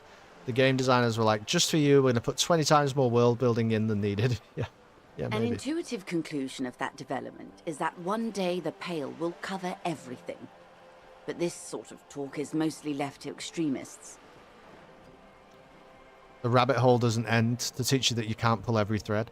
Or the alternative to that, obviously, Nam, is that the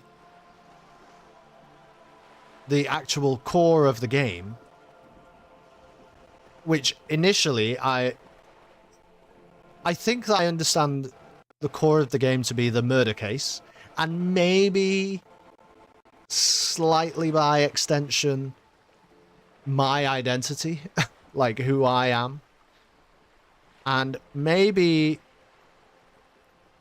the game is actually saying those things are not important. There could be that could be the other way to interpret it, right?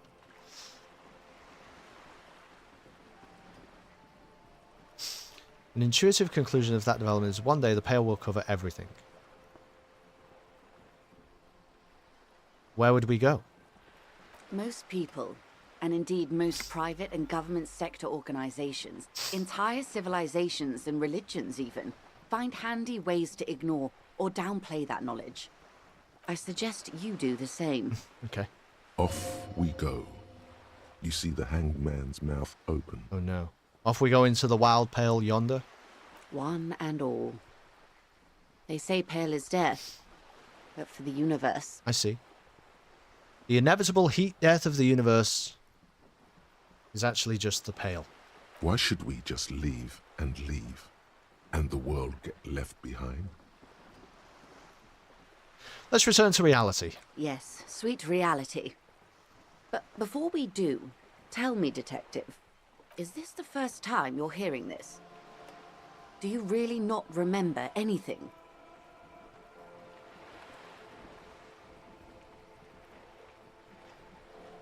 I sometimes sense vague shadows of a past, and it's not good. Then tell me, what do you think of the Pale? Wow.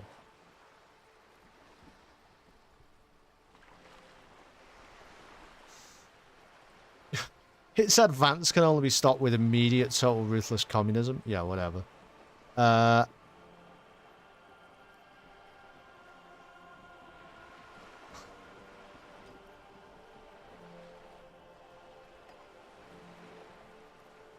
mean, in a way, who am I to think anything of it? That's a little bit like, well, let's try and extrapolate this into our real world. If the Pale is just... It's almost like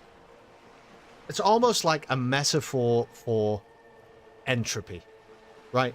It's almost just like a metaphor for the inevitable arrow of time. The Pale. So...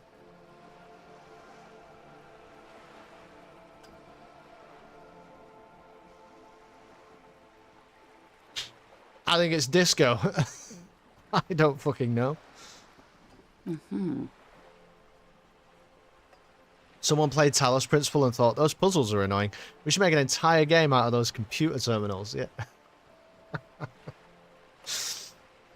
Her eyes tense, crow's feet radiate from them. She observes you, your bloodshot eyes and swollen face. You really didn't know.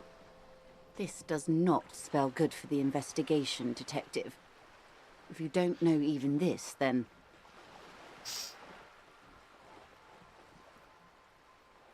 It'll be a fucking disaster. Yeah, but what's the pay... The thing is, though, she's talking about two very different things. This investigation will be my masterpiece. The one they remember me by, I promise. I hope so. I truly do. If I may suggest... Hold on to your colleague, Kitsuragi. I ran a check on him and he is very competent. In the meanwhile... Some of that assurance is meant for herself, as much as it's meant for you. She must have a lot on the line here. You have me. I will assist you in any way I can, even if we have to do it one basic term at a time. She gives you a slight bow. Good. You have not passed out from it. Perhaps I worried for nothing. Are we still on the reality lowdown, or should we do actual police work now? That was fucking insane, Kim. Let me tell you. Yes, well, the rest of us have dealt with it for thousands of years, so... He looks around a little uncomfortable now. You will have to deal with it, too, the lieutenant thinks. This is why I didn't want you to know. Let's get to work, Lieutenant. Good luck, detectives. Well, that was fucking insane. Anyway, the main reason I actually came here was for money. You're back. Good. What can I help you? Shit.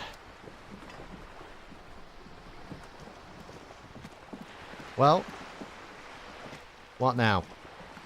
Now we still have no money and we just have an encroaching sense of existential dread. I can't get up there.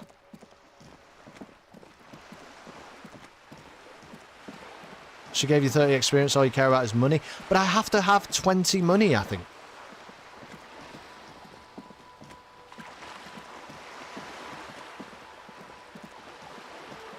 I'm sure I have to have 20 money.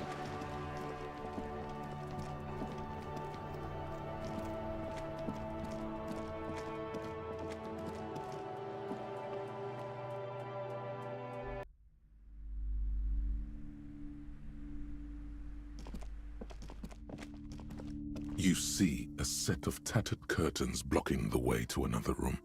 A strange cage-like trinket dangles from the curtains. Excuse me, officer. The back room is strictly for employees only. Examine the trinket. You see some kind of charm, an irregular polyhedron assembled from bones, sticks, and straw. Inside, a disturbing fish head with empty eye sockets stares at you. Right. This is a traditional Seminese ward, meant to provide protection against ill luck, bad dreams, curses, and other supernatural scourges. And who are the Seminese? Isn't that Measurehead? Inhabitants of Ile de Fantôme, the Seminine Islands down south. Aside from poking at it suspiciously, there is nothing else to do with the fishhead charm at this time. The curtains remain shut before you. I'm gonna fucking pull open the curtains. Just as you're about to pull apart the curtains, the petrified voice of the shop owner cries out once more. Sir, don't touch that. I told you it's off limits for the customers. Her hand has closed around her pendant, her fingers nervously playing with the talisman. Parapsychologically speaking, we're done if you decide to open them. I won't be held responsible for the consequences. It's too dangerous. She looks away, mumbling.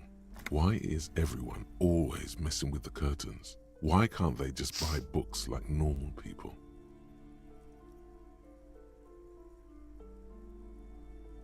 I sense this place calling for me. I must investigate beyond the threshold. You do? My God, even more reasons not to mess with the curtains. Just step away, dear sir. This is different. I'm a police officer. Why? It's not like anyone was killed there. Oh.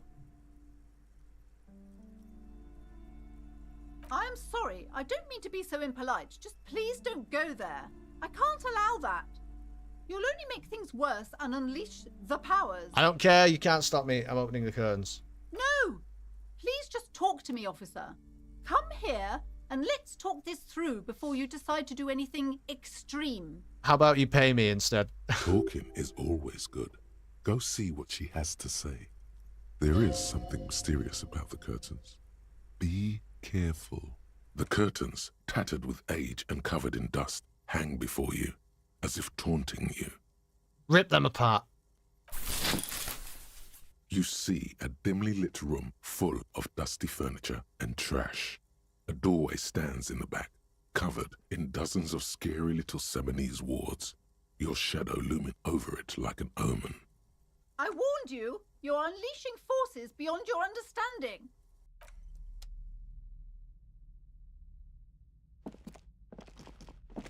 What? Ghostly silhouettes of hairdryers. Okay. A vaguely androgynous portrait of a man. A heavy door with a missing handle stands before you, covered in dozens, if not hundreds, of Seminese trinkets and charms. It appears to be locked. Only an echo. No one is there. I don't want to try and break down the door because... Well, you know what? I've got healing items. Let's try A it. heavy door with a missing handle stands before you, covered in dozens, if not hundreds, of Seminese trinkets and charms. Yeah. It appears to be locked. Shit. Ow. Shoot. Whose moronic idea was it to just run through the door? Don't you know that things like that hurt?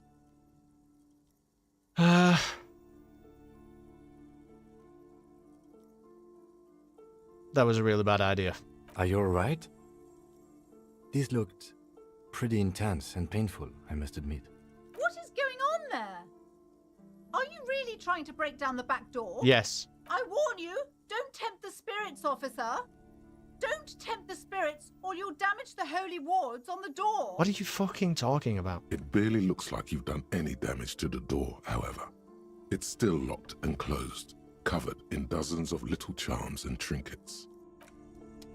Alright, well, listen, I'm going to open that door unless you pay me exactly 12 real and I'm going to guess 54 You've hurt something. yourself now.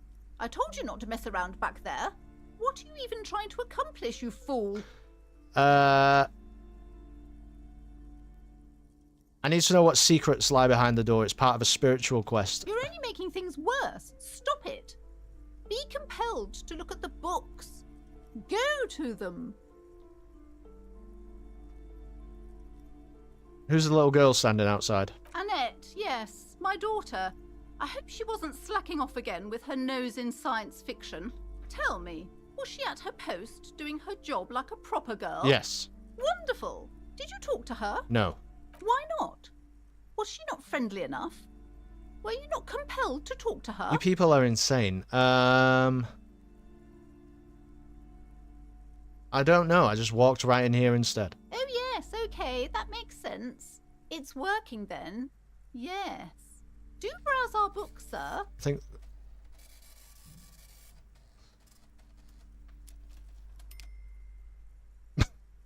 I'm here to dismantle the free market and abolish child labour. You must be kidding. There's nothing like that happening. Depends. How much do you pay the kid? Good, sir. What does a young child do with money anyway? No, I save it for her, as a fund. She's securing her financial future out there. Such criminal behavior would not happen in more developed countries. Ooh. In some more developed countries, this sort of thing is 2 felonies. Child labour and slavery. Those countries will realise they've raised a lazy and spoiled generation. Are we done with the jokes now? Well, unless you want to go to prison, you better pay me 12 real and 54. Yes, we've had quite enough fun here. Yeah. Right. The way you're handling her strikes me as wrong. Mind your own business, sir. In our society, people don't get to tell each other how to raise their children. It's none of your or anyone's business. Denial is the way she copes with criticism. Okay. The woman before you scans the store, her shoulders rigid and tense. Every now and then, she nudges her glasses. Alright, farewell for now, book peddler. I think we can maybe try and get past Measurehead. Everything is calm in the eye of the race storm. Your mind is lucid and bright. The mind-bending phylogenetics appear more distant and, to be fair, a little ridiculous.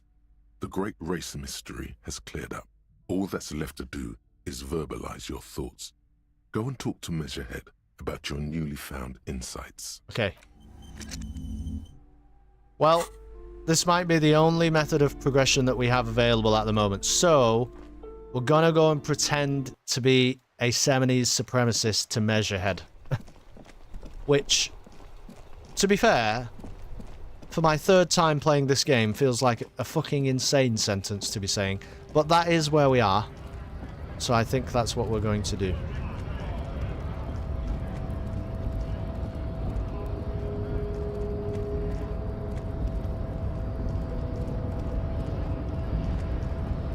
Mr. Measurehead. The unpromising race pupil returns. Do you know anything about this mug?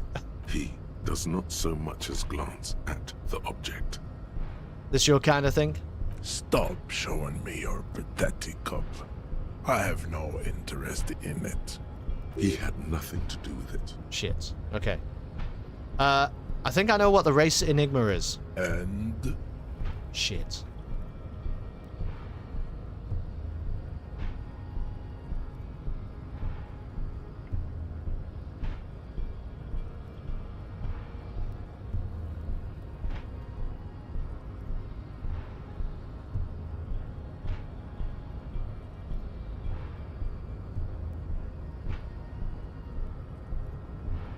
Well,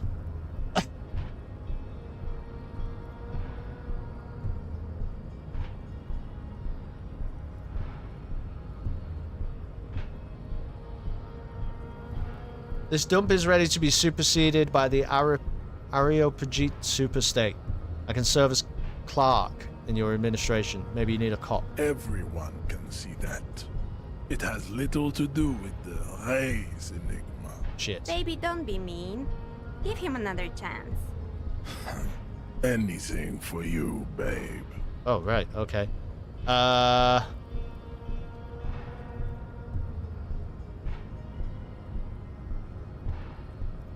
You plan to supersede the Occidentals? Oh my goodness, Zentar.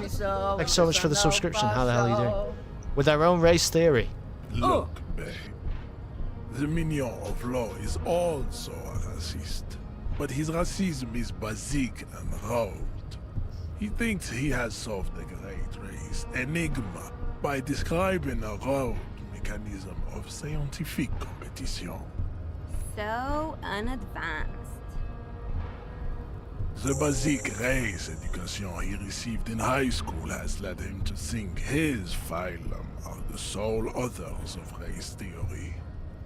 An esoteric study reaching back to the ancient mass society of Pericarnassus over 4,500 years ago. You know, when you do actually look back at the history of Nazis, they were fucking insane, weren't they? Like, they actually, a lot of them believed in, like, occult things related to their warped and twisted vision of reality. And the thing is with Measurehead, he is also a fucking moron. But he uses these words because it makes him feel like he's talking about something real. Basic racist. I take pity on you. You clearly want to enter the harbor bad. Like a little boy who wants to go on the potty. I can press the button for you. It will open the door. That's all I wanted, just open the door. Very well. You may enter the door once. Our race conversation here has... Yeah, that's my hot take for the day, Zentar. You're absolutely right. Nazis were kind of bad. No, but it's more than that, though, isn't it? Okay, so bear with me when I say this, because I know that they did terrible things. But it's worse than them just being bad. They were funny. Not in a funny ha-ha way, but just in a, like, can you believe that human beings thought that, though?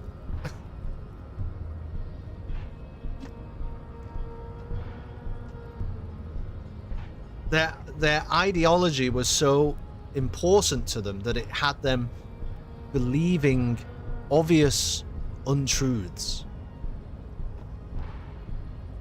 And it turns out Measurehead is also an idiot. People bought into it, which is really scary. Yeah, but who was the propaganda guy? Goebbels, right? I mean, I think he's a big part of that, right? Like, you know, all these people around you are obviously fucking insane, and you're insane, but don't let them see the complete insanity of it. Try and get them on board in a, you know, in a more reasonable way. Finally. Let's go. You're describing every ideology, including your own? No, I don't think so. I don't think so. Can you explain that any more deeply? Perhaps you're right, but you're only right if we say that we are going to draw a line between ideology and facts, as though they are like two different and opposite and separate things. But I don't actually think that's true, because I think ideology can be driven by facts, right? From the inside, it doesn't feel like you're insane and believe obvious untruths, but objectively you are. But if somebody... Huh, that's interesting, though. Let's take it away from, like, a really kind of hyperbolic topic like the race stuff that Measurehead's doing. And let's say...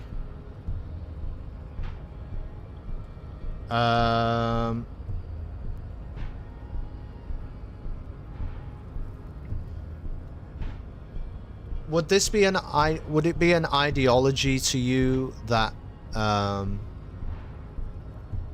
that we should, you know, protect nature and protect the planet and allow nature to sort of conduct itself appropriately in protecting the planet without our overbearing and destructive interference. That might be an ideology, but I think that it is rooted and bound by fact and research and discovery.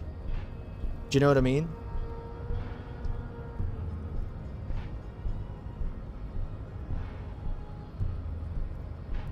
So that's not the same thing, is it? Or is it to you? Perhaps it is.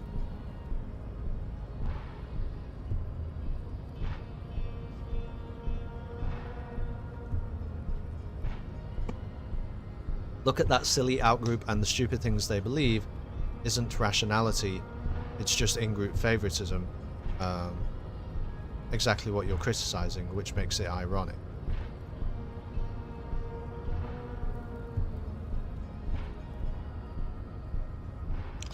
Yeah, but my criticism of Measurehead is, in fact, in his ideology. My criticism of him is not the body into which he was born, you know, or the race into which he falls. But that is his criticism of other people. So that is different. He wouldn't care, from what I understand of him, what somebody believes in. He would only care about who they are. Right? Or maybe, to put it actually more accurately, what they are. That is all he would care about. I do agree there are better and worse ideologies, and yours is a lot better. Right, but I'm not really... okay, sure, but I don't really care about that. That's not... I'm not trying to make that point or convince you of that or convince Measurehead of that. But I'm not... But you're saying that every ideological position that one could take... What you said was... You're describing every ideology.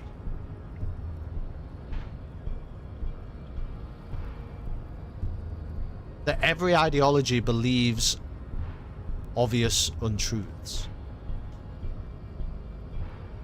You said that objectively all ideologies do that. And I just don't think that's correct. And I'm not sure... I love you all the world, Nam, by the way. Let me just say that at the outset. But I'm not sure that what you've said there is a true statement. I would be prepared for you to convince me that it is, but I don't think it is. Unless, like I say, we're saying that once a thing has been solved, so like we know now that the Earth is round, that the Earth is a sphere, and so it isn't an ideological position to say that the Earth is a round sphere orbiting a central star which is orbiting around the center of the Milky Way galaxy. That's no longer an ideological position, that is just a statement of objective reality, and that to take a view which counters that objective reality is when we can refer to something as an ideology. The defining feature of an ideology is that it asserts truth against evidence. But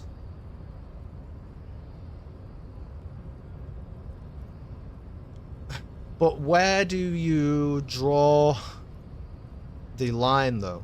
So then, if we still talking about scientific things, then you could say that on your logic, could you say that general relativity is an ideology, that believing in general relativity is an ideology?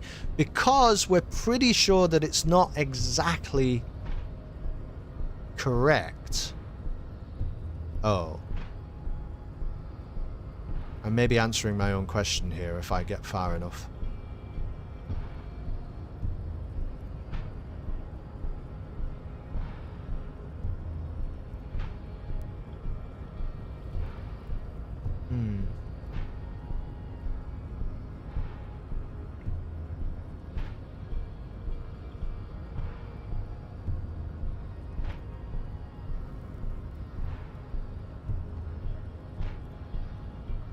Starting to like this game more and more.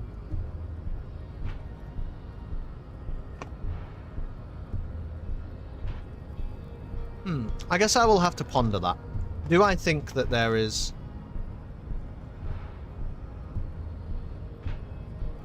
I guess the problem is that I don't think of...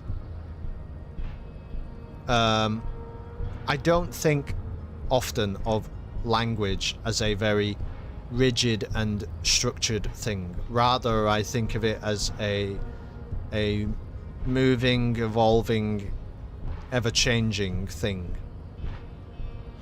And I think that the way that people in 2026 talk about ideologies, I don't think that they would all define ideology in the way that you have. Now, their definition may be objectively wrong, but I'm not sure that there's always an objective truth to language.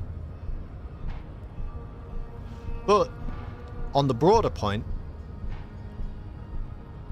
if we are able to define our terms, in which case you can suppose that there is an objective truth to reality, even if to objective truth to language, excuse me, even if I don't really know that I abide by that, but that's why I think it's important that, like, scientific papers, for example, do define their terms, because they will often mean different things to different people, and particularly to different people who speak different languages. And if we're able to do that and under your definition, then maybe every ideology is false, and maybe more things would fall into the sphere of ideology than I had first considered.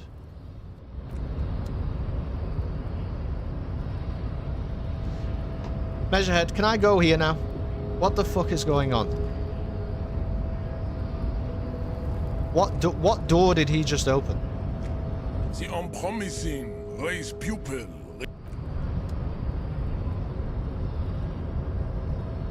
What door did he just open?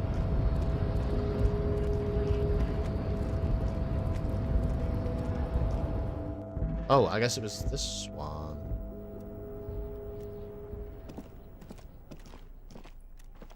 Was it this one? A standard office file cabinet. The drawers seem to be locked. Someone left a coffee machine on. The dark liquid in the pot looks almost sentient. Right. This is a Dewey typewriter. The model name is on the back. Every worker equals member of the board is written at the top of the flyers. And at the bottom, the union logo and demand democracy. The radio is emitting strange buzzing sounds. An imposing combination of a punch clock and a payphone is looking down at you from the wall. A note on the side says, "Tokens unavailable due to strike. Use change." Well, I can't really afford to give up money. How do you take your tea? Sentient with 2 sugars, please. That's absolutely right. Where are we? Look at this. We're still trying to make 20 quid. Collecting rainwater. Okay.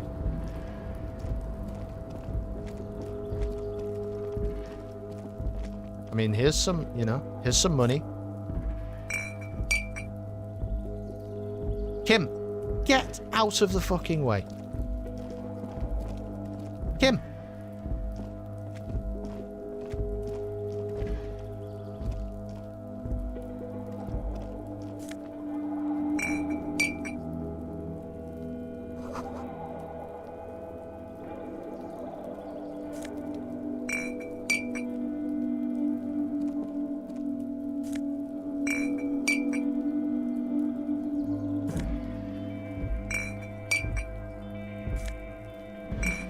I mean, this is money, isn't it?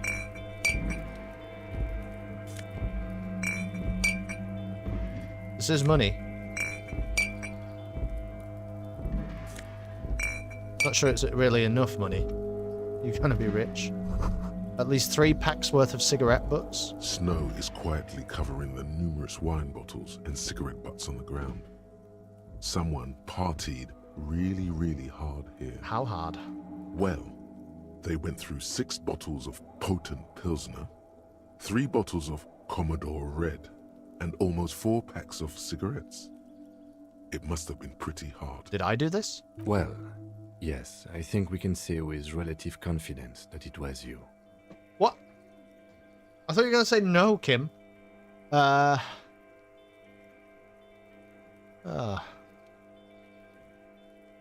I'm not completely convinced it was me, to be honest with you, Kim. I am, but it doesn't matter right now. Let's just move on. Oh.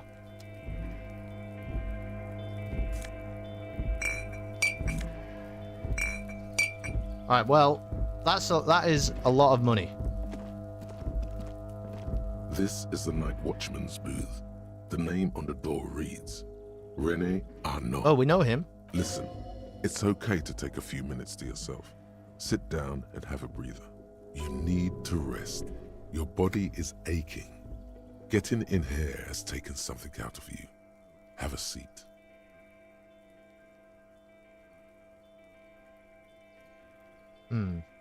These are, look at this. These are failed now.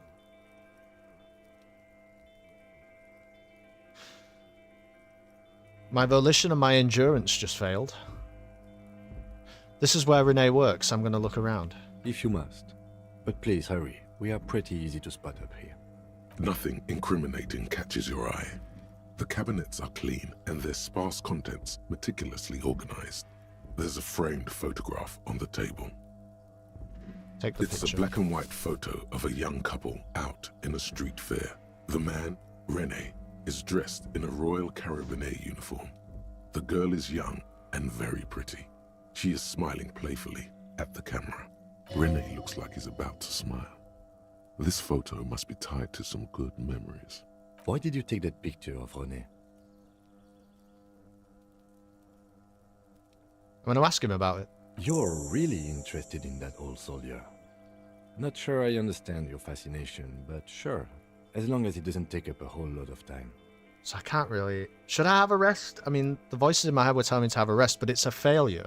Let's see. The chair is not as austere as the rest of the booth. A thin grey pillow is attached to the seat, secured to the stiles by black ribbons. Breathe deep. Stale air floods through your nostrils. Not a single mote of dust floats inside your lungs, though. The inside of the booth is immaculate. Search for a little something something to help you out. The drawers are empty, save for old timesheets and receipts. One small box, however, does hold some cheap painkillers. They are slightly out of date. Read the side effects. Oh boy, where to start? Elevated risk of dementia, mini strokes, prophet's disease, sudden death, hair death, erectile malfunction, critical flatulence, watery blood, black mucus, uncontrollable weeping, increased sensitivity to la opera, inoperable joint disorder, total spinal collapse. Don't think about that. Quick, think about something else.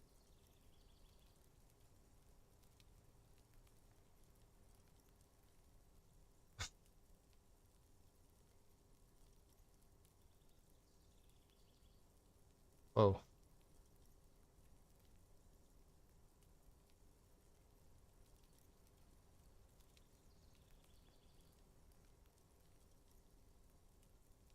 Disco, mirror balls, kick-ass moves, boogie beat. The imagined dazzle of light overwhelms any list of potential side effects. Any negative thoughts are drowned out by the fantastic blast of disco. Kim, would you mind if I help myself to some meds? I'm not here to tell you what to do, detective. Let's do it. You take the painkillers. They are yours now. You stand and exit the booth. Cool. Well, there's an auto-save. How do I get down here?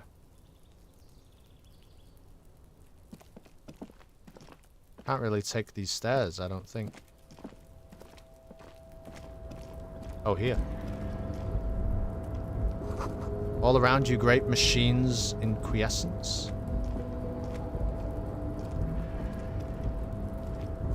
Composite eye of halogen lights watches you, emitting a low buzz. White pine trees are printed onto the screen covering. Looks like a forest under snow. I have no idea why we're here, by the way. This is where we are now. Actually, there might be a bit more shit to collect and therefore money to be made.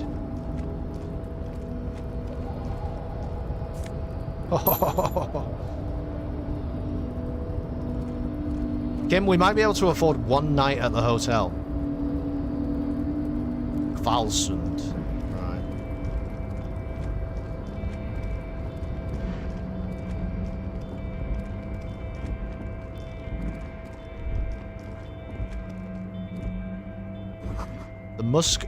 The musk of oil and rust comes from the chasm in front of you. Smells like blood. Uh-oh. Ultra Series gloves, +1 half-light. Okay, so I think now I have actually an option with gloves. +1 half-light or +1 electrochemistry. Electrochemistry is like drugs, right? Yeah, basically.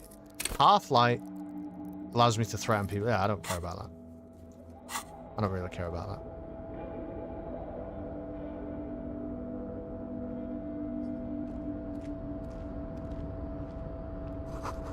The speaker tower is silent. There is no work to organize. I see. Well, there is definitely some money here. So much money.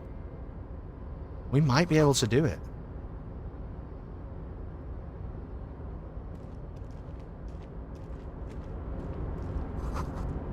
The banner sags under the weight of rain and snow. Harbour has been profitable. I agree. Container, I'll turn you nice and red. Container, container. Put the logos on. The lyrics to this container song are being made up as he goes along. No way.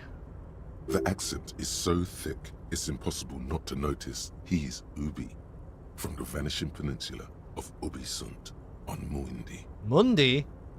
Mundi, you say? Container, container. Used to be Wild Pines. Container, container. Now belongs to Everard.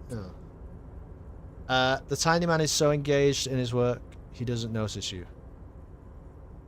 Hi. Everard, Everard, Everard. He looks after everyone. Huh? Well, hey there. How can I help you, mister? The look in his deep blue eyes is as sincere as you've ever seen. Kind of makes you feel like an arsehole for no apparent reason. Okay. I see you are not a union man, mister. Did you get lost? You're not one of them scabs, are you? What is it with you people and scabs? I mean, I don't personally mind. Folks is just folks, you know, and folks gotta eat. Doesn't seem to be waiting for you to answer. Just some of the other guys don't look too kindly on the scabbing kind, if you know what I mean, mister. Do you work here? Yes, yes. Everybody needs a job, and this is mine. I'm Leonard, by the way. Leonard Bellick. But everyone calls me Leo. He raises his hand. Okay. I'm like Mr. Everett's right-hand man when Mr. Edgar is out of town, and Mr. Edgar's right-hand man when Mr. Everett is away. Okay. Actually, Miss Beaufort is the right-hand man, but she's a lady. Who is this, Miss Beaufort? A real pretty lady with a skin like those Douai Sucre candy bars my missus likes so much. Them are real nice to suckle on once the dinner is done and me and the missus sit down beside the radio. But I can't listen to the radio all the time. There's so much to do around here and I'm always busy keeping things running here. Yes I am, yes I am.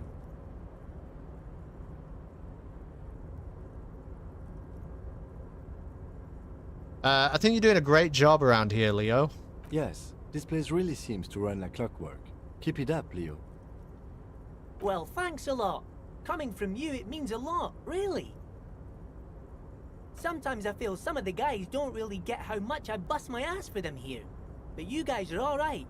The white rectangle on your clothes might not mean an awful lot in Martinaise, but the recognition from an authority figure made Leo's day. You're Ubi, aren't you, Leo? Oh, yes. Born and raised in Arish, mister. Mum had to leave my dad after he got a bit violent. Took us here to the new world. I was about 10 then. Too old to lose my accent then. People say us Ubis are up to all sorts of trouble with sheep and other animals and whatnot. I just want you to know there was never any of that where I come from. No, sir. Those are just nasty rumors. Thank you for clarifying that, sir. What are you doing with the containers, Leo? Oh, I'm just making some covers for them containers here. Yes, I am. Yes, I am. So it's easier for the crane operators to spot them. And what's going on here? Look at the mountains of containers behind him. I have pretty good logic. The containers in the yard are green in Wild Pine's livery, and the mountains rising behind Leo is all red in Union colors. It's like some red infection was spreading outwards from the container yard's core. Leo, has anyone told you why you need to change the covers? No, not really. Mr. Everett doesn't tell me all the big things. Says I go and tell them to everyone. This looks like a pretty massive redecorating operation, Kim. Yes, they are hiding it from the inside. All the red containers have the Debarders Union logo on them. Thank you, Leo. You've been very helpful. Oh, no trouble at all, mister. No trouble at all. What's in that container over there? Oh, that one. That should be empty as far as I know. Lots of containers here have nothing in them. They're just waiting to be loaded up. Where is everyone? Oh, most of the guys are down at the gates, keeping the scabs from coming in. We're on a strike. The whole union is. You don't have to work when you're on strike. Ha! We haven't worked for 2 months now. So no one is working? Not everyone is down there, of course. Mr. Everard is in his office, where he always is. And Jean-Luc is guarding the gate. But Titus and his boys got into some drunken trouble and Everard sent them on a nice vacation. For a week or so.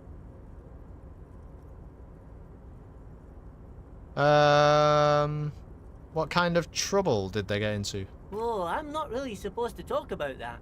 That's union business. Him and his boys stirred up something in town. Probably drank too much and got into a fight or something. I heard Mr. Everett telling them to take some time off. Don't go all bad cop on this simple, friendly fellow. Did they kill someone? No, I don't think they killed anyone. Let's better talk about something else. Titus and his boys do good work. I don't want to get them in trouble over a little drinking. He probably doesn't know anything anyway. Who in their right mind would tell him? I'm looking for the leader of the dock workers union, Leo. Oh, you want Mr. Everett then?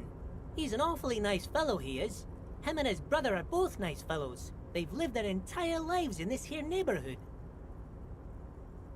Guys like Mr. Everett and Mr. Edgar, his brother, are real good guys. Made Martinaise what it is today. Mr. Everett and Mr. Edgar and I went to the same school we did when we were boys. Okay, Leo, I just want to know where I can find him. Oh, Mr. Everett is where he always is. In his office, of course. Points to the 2 joint containers on your right. Okay, Bye-bye now. Alright, well, I think this is Mr. Everart's office, but also, this is probably where we do a quick save. And I say, I think that's going to do it for Cerebral Sunday for tonight, mostly because I'm going to tune in to the World Cup, which I actually will do over in Discord, and anyone who wants to is more than welcome to join. But I think it's pretty sure I've done my timing right. It's due to get underway in about half an hour or so.